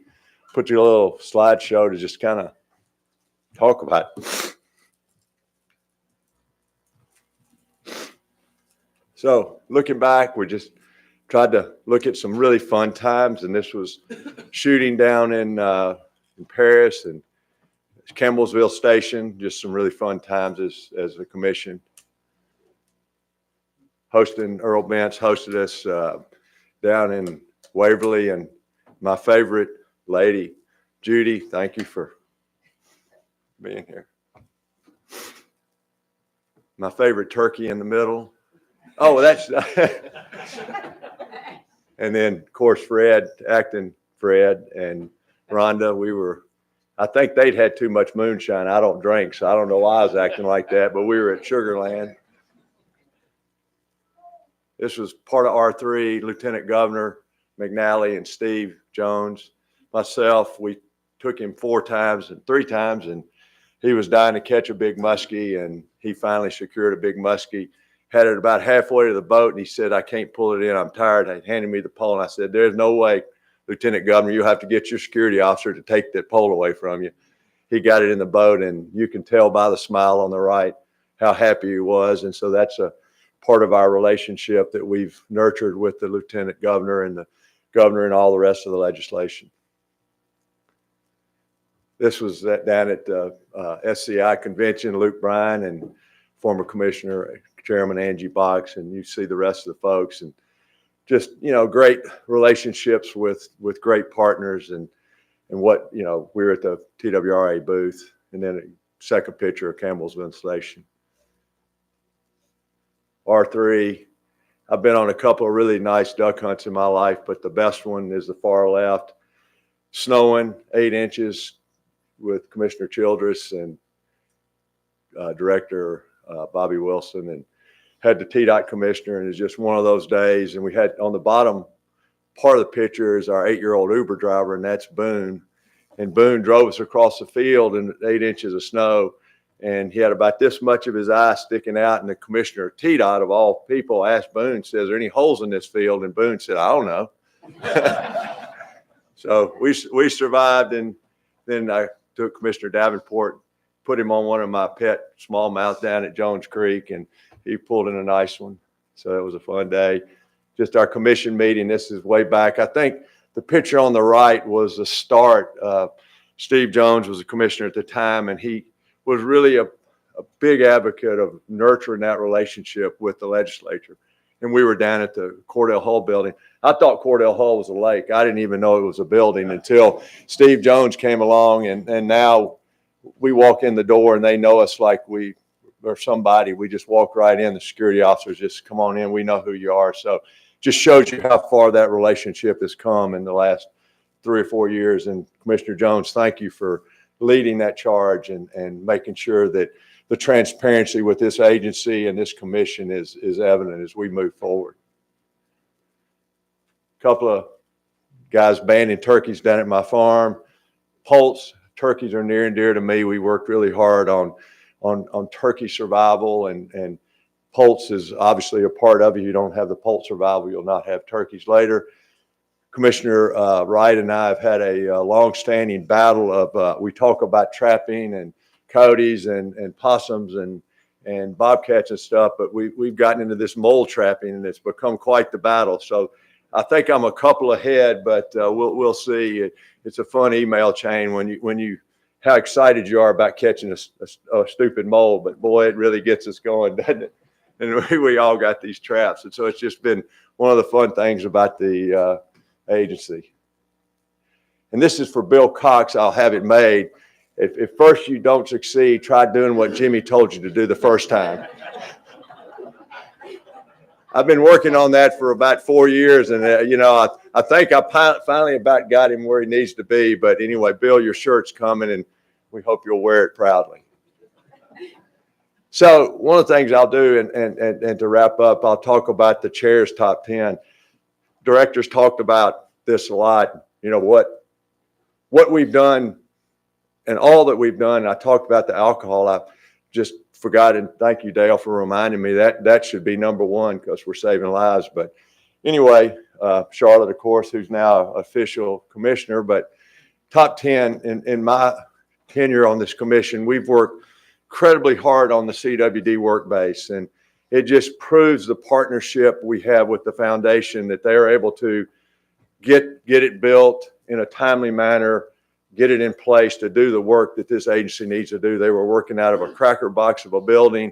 We didn't have an incinerator. We had no laydown area for the carcasses, and we built this fabulous facility in Jackson, Tennessee, and it's really turned out fabulous. We've toured it, and I hope and I know it's doing a great service for the agency and the resource to try to get rid of this dreaded disease, CWD.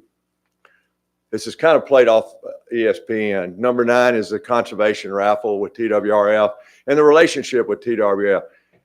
I can't even remember, Jason, you might be able to help me, but I mean, we've raised millions of dollars for this resource through the raffle. Millions, not hundreds, but millions of dollars. And how much that means, not only to the resource, but the awareness of the resource. And we're selling raffle tickets to every state in the union, 7 or 8 countries, and raising millions of dollars for this resource. And, that along with the relationship with the foundation that was started back in the 90s is just unprecedented because of what it does for the agency and to help Jason and his fabulous team do things that are important to the resource. And the governor's one shot is taking a life of its own. It was started years ago down in Stan's part of the world in Pulaski, a little bit south of Stan. And you might have 20 or 30 hunters, and and it grew. Now they have it here in Franklin as a home base, and there'll be 200 or 300 hunters, another 100 or so wounded warrior hunters, and there'll be 650, 700 people at the raffle on that Saturday night. And so you can see the awareness of the turkey hunting and the sport. And the governor hunts every year, so he's really raised the recognition of the raffle. Number 8, turkey regulations. I think this commission has been so intentional on everything we've done relative to turkeys. Doesn't sound like a lot, but when you eliminate a lot of the fall harvest, you eliminate shooting bearded hens, you drop the creel limit from 4 to 2. You know, there's some controversy in some of the things we've done, but might not have helped as much as we hoped, but it certainly hadn't hurt. So I think all of my friends and all of my folks say that their turkey population is better than it's ever been. And it's a magnificent bird. And I was happy to play a small part in bringing, you know, that to fruition. We've probably done something every year relative to turkey regulations, sometimes a little bit bigger, sometimes just a minor little adjustment, but I think it was magnificent that we as a commission did that. Number 7, Bill Dance Signature Lake. It speaks for itself. I mean, to have this iconic gentleman to give his name to this agency at no cost to the agency, to put that name on 17 lakes across this state, and to bring tourism in, to allow us as an agency to put the money into these reservoirs, how be it some big, some small, but you'll be able to see the fruits of that labor in years to come as places, little small lakes like Fall Creek Falls, lakes that don't have the bigger bodies of water that were never managed because they were part of state parks. But to look at that and to grow that, and you know, we hope that it's someday like the Robert Trent Jones Golf Trail in Alabama that's iconic. So to have Bill Dance allow us to do that is just unprecedented, and we're forever indebted to Mr. Dance on that. And tourism has been a great partner with the agency in pushing those things through. Number 6, the budget. I think it speaks for itself. In the last year, we've made 3 major changes to how we manage and how we generate resources for the agency moving forward with the first license change in 10 years. Nobody wanted to do that, but we had to do that. The OHV fees, nobody wants to raise fees, but we had to do that. And our work with the General Assembly and the governor's office, and everybody keep every finger they got crossed that we get the money that the governor's put in his budget for this agency to allow them to continue to do all the great work and pay their employees the money they deserve and all the things that go along with it. So the budget, Commissioner Cox has been incredible steward of this over the last 4 years. And I think Ken Tarkington probably cringes every time he sees his phone ring and it's Bill, but he's asking the hard questions. He's bringing that awareness to all of us to look at all these things. And so the license increase will be huge for this agency for years to come. Communication, you know, Commissioner Box asked me to sort of shepherd this 3 or 4 years ago, and I just knew how important it was. I said last night, all too often we're reactive and not proactive. So to do this, and you know, the new additions over here, Emily and her team have done a fantastic job. Commissioner Devaney, I challenge you to continue writing these op-eds. I've written 4 or 5 op-eds this year that have been sent all across the state. I've had Democrats, Republicans, non-sportsmen, sportsmen call me and tell me I had no idea. Thank you for writing that. And so those are so important. This annual report. I sort of plagiarized. I'm on the airport commission here in Nashville, and we have a fabulous annual report. And I took it to the director one day and I said, you know, we ought to do something like this. And Commissioner Box said, I think we ought to do something. So we did it. It's out. We're in our 3rd edition, and it gets better every year. And so it's something that we all should be proud of. And you know, looking to the future, you know, it's just something we have to do, and we need to continue it. Number 4, the ethics policy. This shows the general public that we care, we take this job seriously, and it's important to be transparent. Every year, every new commissioner, every old commissioner will sign this document next year, and it's on file. And be careful if you violate it, because you're signing this and making an oath to this state and to the million license holders that we take this very seriously. Now, I'm not sure why Commissioner Blue is up there, but anyway, no, just kidding. No, Monty's the next sheriff. That's why he put it up there. I forgot. Yeah, but anyway, it's a really important document, and thank the general counsel and thank the commission for pushing this through, and future commissioners, take it seriously, because it's very important. The General Assembly and Governor Lee, spoke to it, talked about it. Jokingly, I said I didn't even know where Court Hill was. With Tory, with Blair, with the director. I mean, we have a open policy down there, open door policy down there. We're welcomed. We see them in the hall. They recognize us. They trust us. They like us. And it's important that it's like that. It wasn't like that when I first got on the commission. It just wasn't. And it was not a good situation. Now, like I said, Governor Lee, he's at the dove hunt in this picture. Commissioner Childress, Commissioner McLaren, I think, and then I can't see who's on the far left. I think that, but former Director Wilson.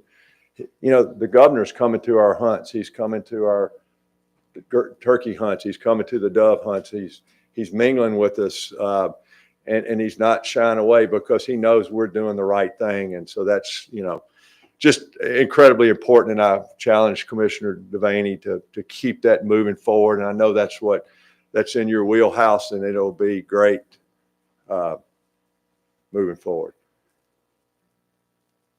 Number two, the commission. I've got a honorary commissioner in the corner, because I see Angie in the picture, and this was a really fun day when we toured the duck blinds that were very controversial, that Angie was chairman when that went through, and it settled down. It's working like it was designed to work, and bringing people to parts of the state that never went to these parts of the state. It's taking hunters that typically hunted a certain area that now are getting the opportunity to go to their areas. So it's really important. So Hank, what can you say? This guy's incredible. He's a great friend, smart. He's been an incredible commissioner to this commission. You've heard it. He's,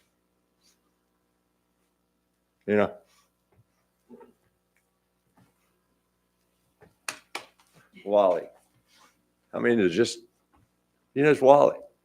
I mean, the Wally is just like A.F. Hutton. Doesn't say a lot, but when he speaks, you listen.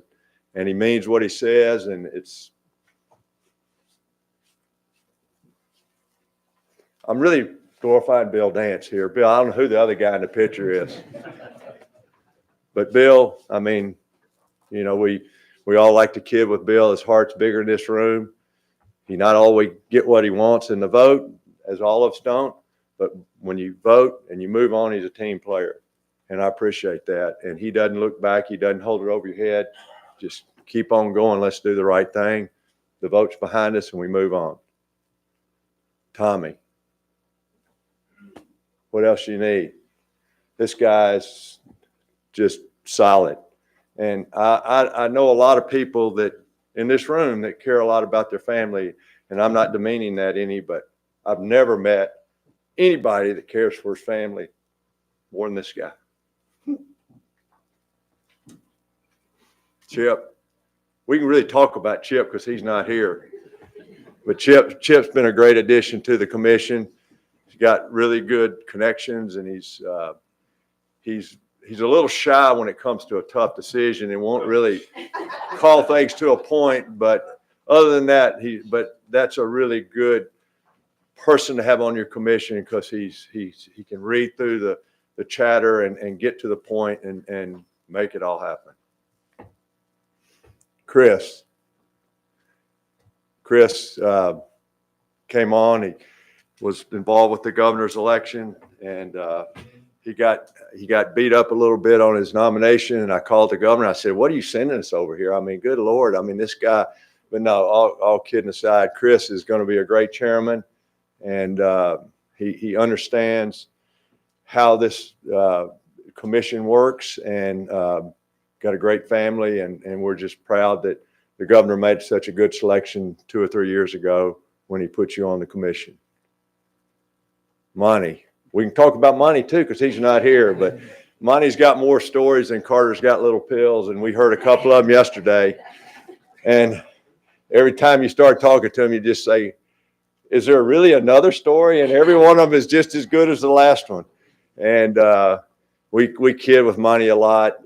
He kids with himself a lot, and he's smart, quick-witted, and a great outdoorsman. And finally, I think he's settled down. We'll say he's settled down, got a wonderful wife and 2 young kids. And so we're proud of Monty, and he's now working for Congressman Kustoff, and after a long career as a sheriff down in Henry County. Brad. Bill, you talked about Brad last night, a guy that has a family of 4. He's all over the state. He puts 1,000 miles a week on his car. He's on the UT Board of Trust. He's got a wonderful wife and family. His son's playing football at UT. His son's in law school. His daughter's about to graduate. He's got another son coming on. I mean, that's just like, you got to slow down, man. You got to slow down and enjoy life a little bit. All the while, he's running a great law career down in Jackson. And so, Brad, we're really proud of what you do for the state, and proud that you're on this commission. You're not as cute as Angie, but we're proud you're on the commission. You've heard that before, hadn't you? Ford joined us last year, and I can't really figure out if he's a UT fan or not, but I think he is. But anyway, Ford's a fabulous addition to the commission. He's a lawyer. His family history in this state run deep. His grandfather played for General Neyland, small stadium up in Knoxville that houses 100,000 couple Saturdays in the fall. But Ford, welcome, and appreciate your contribution, and enjoyed getting to know you in the last year. Rhonda has the unfortunate or fortunate position to be the house mother to 12 crazy guys on this commission, and she's done a magnificent job. She runs a fantastic quail preserve up on the mountain near Oneida. She's, as seen last night, a expert quilter. I know how much it takes. My wife quilts occasionally, and so Rhonda, for what you do, and your best asset is keeping Fred straight, which is a full-time 24-hour day job. And congratulations on your nomination, and look forward to watching you lead this commission in the future. Greg, Hank and Steve told me they got this guy named Greg, and I said, "Well, what does he do?" "Well, he's an engineer." "Oh God, we got another engineer." But Greg is one of the smartest engineers and one of the greatest guys that I've come to know in the last 2 years. And it's been a real joy to work with him and learn about his business and some of the projects he's tackling. Blue Oval City, for one, he designed a small sewer treatment plant for, $8 billion job. But other than that, he, gets to hunt every once in a while. But Greg's going to be a great leader of this agency in the next couple of years. And thankfully, he decided to take on this challenge of being a commissioner for this agency. And finally, Stan. Every agency needs a preacher, but we have a text chain amongst the 13 commissioners and the director, and Stan never says yes, no, or indifferent. It's always a handful of emojis, and it just makes my day. I mean, I just wait for whatever emoji Stan's going to come up with. So, Stan, thank you for allowing me to have a little fun. Stan is a fabulous Tennessean, his wife Sheila, and all that he brings to the table. He's incredibly talented in everything agriculture, and always got really good information that he brings to the table, and on the side he's a preacher, and I was telling somebody last night that one of the most, I don't know what I guess the saddest, but one of the best eulogies I've ever heard at a funeral was when Stan preached for his nephew, Chris, at the funeral in the graveyard in Portland, Tennessee. And I said right there, boy, that guy's got it when he can stand up there in front of all those people and hold it together like I am right now and preach about his nephew, who he was very much near and dear to him, and watching his brother and his sister-in-law weep. But Stan, we appreciate everything you do for this agency. And me, of course. I'm not going to say anything bad about myself, so we'll just skip on the next one. But and number one, TWRA. And I should have said 001 as Wally calls him, but Director, you and your employees, I mean, it's been said again. I mean, you know, all the things they do that nobody knows about, they don't get credit for it, they get criticized for it, but all the things they do, all the hard work, the countless hours. You know, I remember when we had a bunch of flooding, it was cold, and they're talking about the hatchery guys working 24/7 to keep the hatcheries from flooding and freezing and keep the pumps running and stuff so we didn't lose the fish. I mean, nobody hears about that stuff.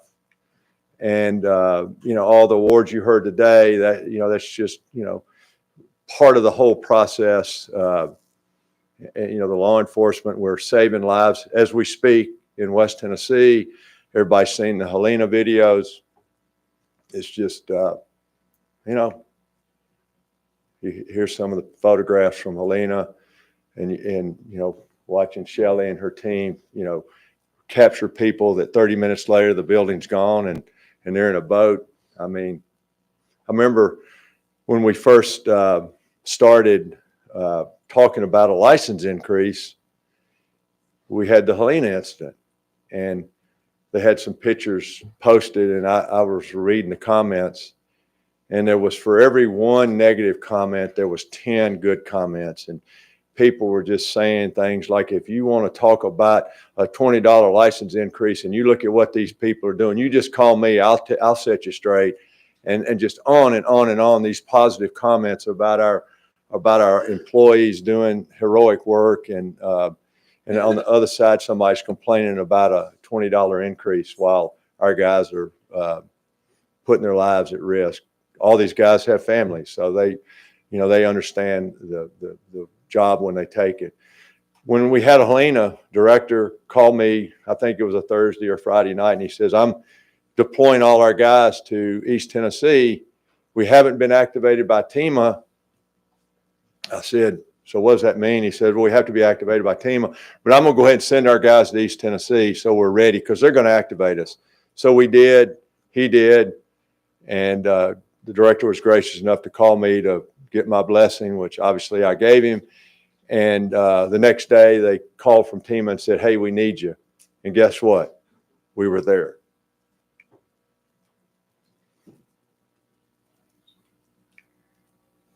Just some more pictures of our guys in harm's way doing great things. I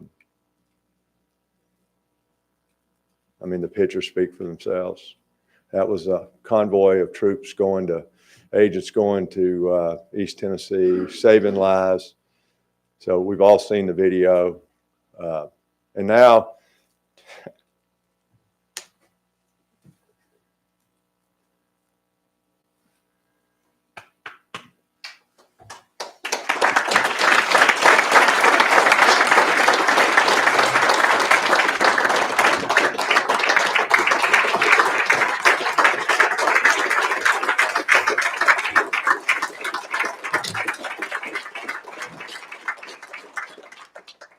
but I'm not finished.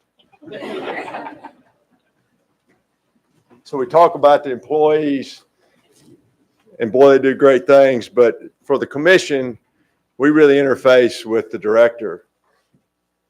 But the two ladies,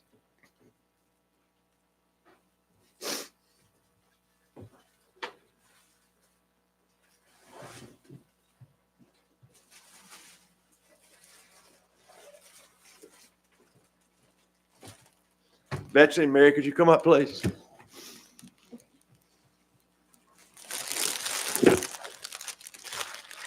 Hey. On behalf of the 5 outgoing commissioners, Betsy and Mary, we'd like to print you vote with some votes.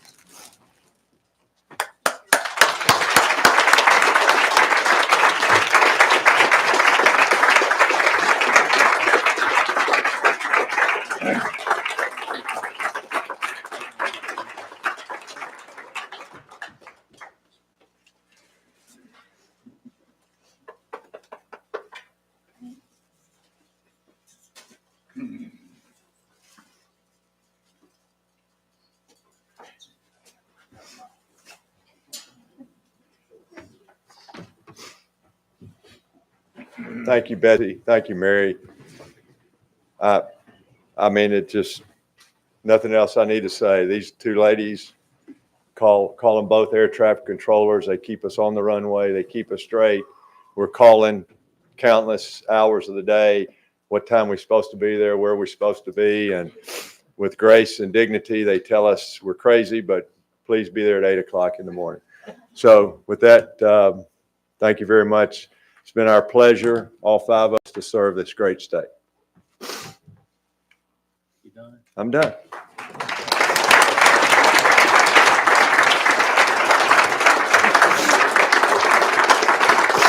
Good job. Proud to serve you. So before I turn the gavel over to Commissioner Devaney, would anybody like to say anything? Any other commissioners? Commissioner Box, you're recognized. Y'all be seated. I want to take a moment and speak about each of these 5 men. Hank Wright.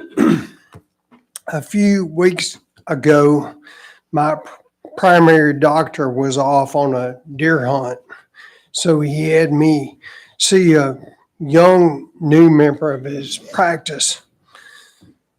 During the visit, through small talk, we came to realize that we had a mutual friendship in Hank Wright. The young man then shared with me that Hank has shaped his life in a profound way, that Hank had been and continued to be a role model that sets an example of being a godly man with a strong work ethic and a desire to serve. You have shown that servant heart on this commission, and I thank you for the example you set here in all your life. Tommy Woods. When I met Tommy 6 years ago, I remember thinking, even though he's from far away in Northeast Tennessee, he's my kind of people. A little bit country, but gracious, kind, and unassuming. Tommy has been fabulously successful personally and professionally, but you never know it. He makes everyone feel at ease. As chair on the commission, he faced each challenge the same way. Tommy is the example of humility. C.S. Lewis said, humility is not thinking less of yourself, it's thinking of yourself less. And that describes Tommy Woods. Bill Cox. There has never been and there will never be anyone who loves this commission and the work of this agency more than Bill Cox. Bill is passionate. He says what everyone else is thinking, but is unwilling to say. He can debate a point with fire and passion and have absolutely no hard feelings at all. Bill is family to me and Angie.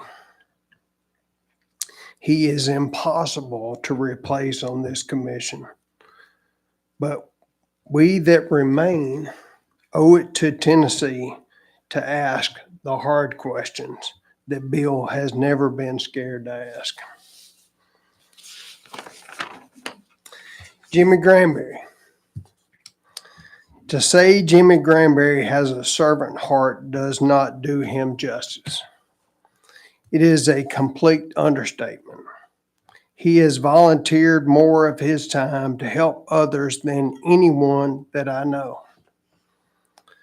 You truly could write a book about the change that he has been a part of, not just in conservation and wildlife, but in so many areas that impact people each and every day. Jimmy can challenge my bride in terms of energy, and he puts that energy into making his community, his state, and his world a better place. Jimmy, thank you for giving so much of yourself in the service of others each and every day. And finally, Wally Childress. In each of our lives, if we look for them, we will find friends that become our most trusted advisors. People who listen and really care, and who have a unique wisdom and perspective to say just the right thing at just the right time. Wally Childress is one of those people in my life. Wally has served on this commission just the way he lives, full of joy for the life he's blessed with and making the most of every single day. And he shares his blessings with others.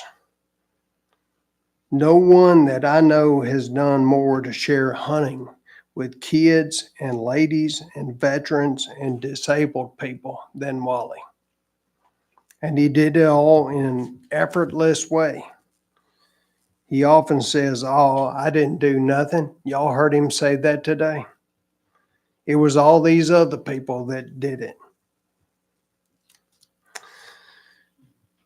In conclusion, I think it's worth thinking about and recognizing Bill Lee and Speaker Sexton and Lieutenant Governor McNally and their wisdom in appointing these 5 people. They saw in them what we have all seen through them. And I pray the next generation of leaders, 3 of whom are here with us, share these characteristics and these values. That's all.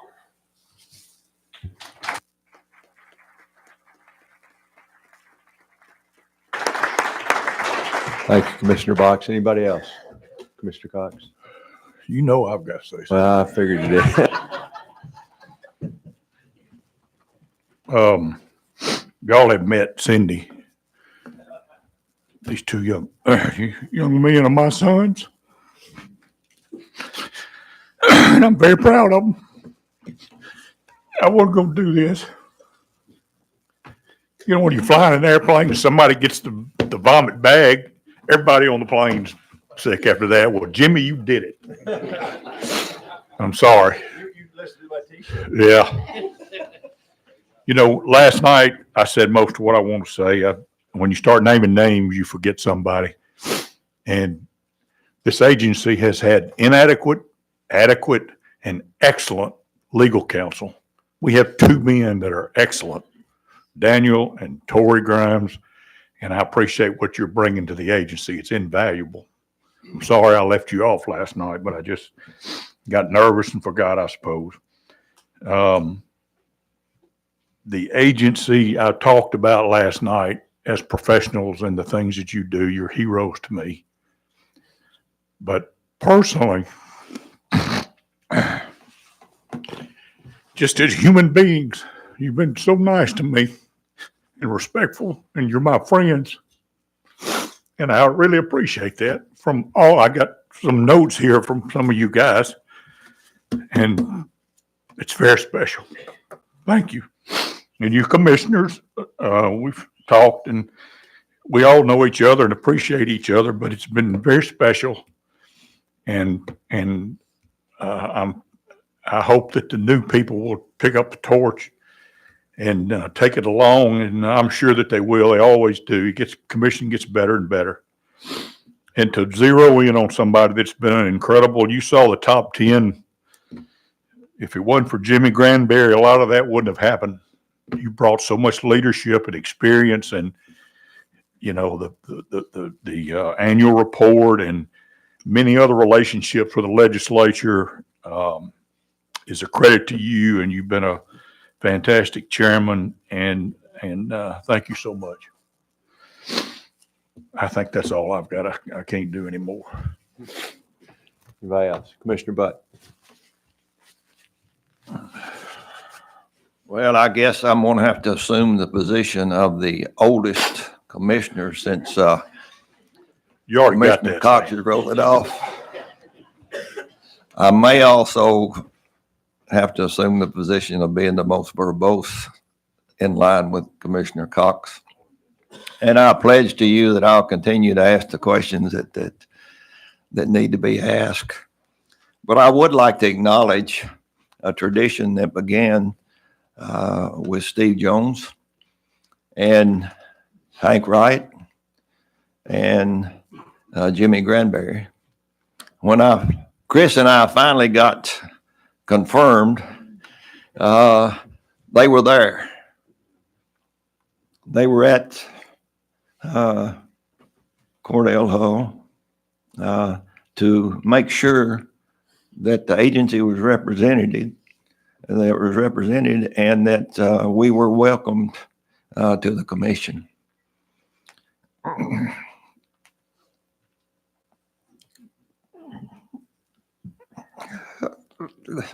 kind of like you, Jimmy.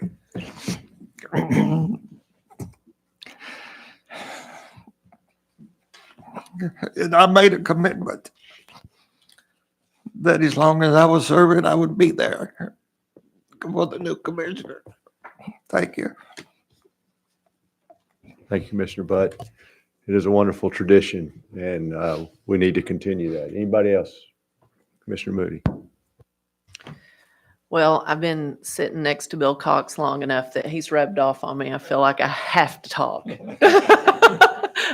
No, all jokes aside, as Bill was speaking, y'all couldn't see it, but our 14th Commissioner, Charlotte, came over to console Bill while he was speaking. So she knows just how the rest of us feel. I did put some words down just because I didn't want to blubber and I didn't want to leave anything out. So it is hard to put into words just how much our outgoing commissioners mean to me. They've become like family, each holding a special place in my heart. Their leadership, generosity, and dedication have set an incredible example, and I'm so grateful for the wisdom and guidance they've shared. They embody the true spirit of servant leadership, always giving their time and talents selflessly. Their passion for conservation is inspiring, and I've learned so much from them, some more than others. Bill Cox has a nervous habit, and I've picked it up. But I really have. And while their time as commissioners is ending, their impact, as we've seen today, will be here for years to come. I'm truly blessed to have had the privilege of serving along each of you. Thank you for your service, your friendship, and your unwavering commitment to making a difference. You'll always have my deepest gratitude and admiration. I love you guys.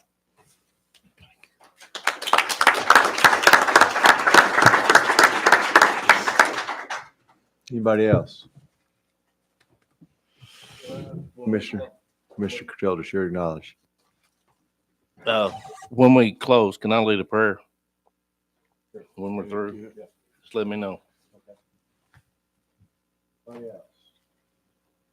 Okay, so at this time, I would like to officially turn the microphone on. So at this time, I'd like to officially turn the gavel over to Chairman Devaney and wish him Godspeed leading this commission.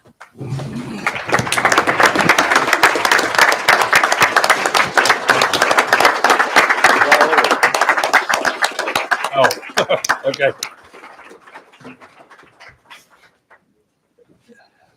Well, before we adjourn, I have a few things to say. Just a few. I know everybody wants to leave. But Hank was saying last night that, I don't know, I'm paraphrasing, but that we all need a mentor, that commissioners need to mentor the new commissioners coming on. And I got to say, the 5 guys were mentors to me. I know Jimmy alluded to the bad press and all that we got early on, and I knew how to maneuver that, but I didn't know much about season setting. So, Jimmy and Wally and Tommy and Bill, Hank, they were all there for me. So I just want to thank you all for that. Secondly, they're really leaving a legacy that they've continued, but of integrity, of knowledge, and passion. Just unbelievable passion for the commission, for Tennessee, for the outdoors. So I want to thank you all for that. And I know the new commissioners are going to continue that legacy for years to come. Finally, I used to work for a guy named Fred Thompson, and he would always say that in his speeches, he'd say it a lot, we need to leave this place better than we found it. And all 5 of you, I think, left this commission and Tennessee outdoors better than you found it. So I want to thank you for that. And then finally, I'm just going to continue and work with all of you. I don't want you to be strangers, but just know that with your example, myself and the commission will continue to serve with your leadership. So thank you very much. And with that, Commissioner Childress, if you would lead us in a prayer. Let us pray. Dear Lord, thank you for bringing us again here today to serve as commission and try to do what's right and live with what we do. Lord, thank you for the good people you brought into our lives.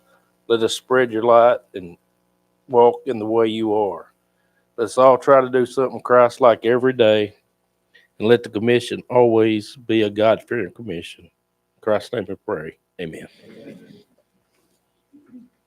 Well, ladies and gentlemen, I think it's time to adjourn. The commission's public business is over, now completed. This meeting is adjourned. Thank you.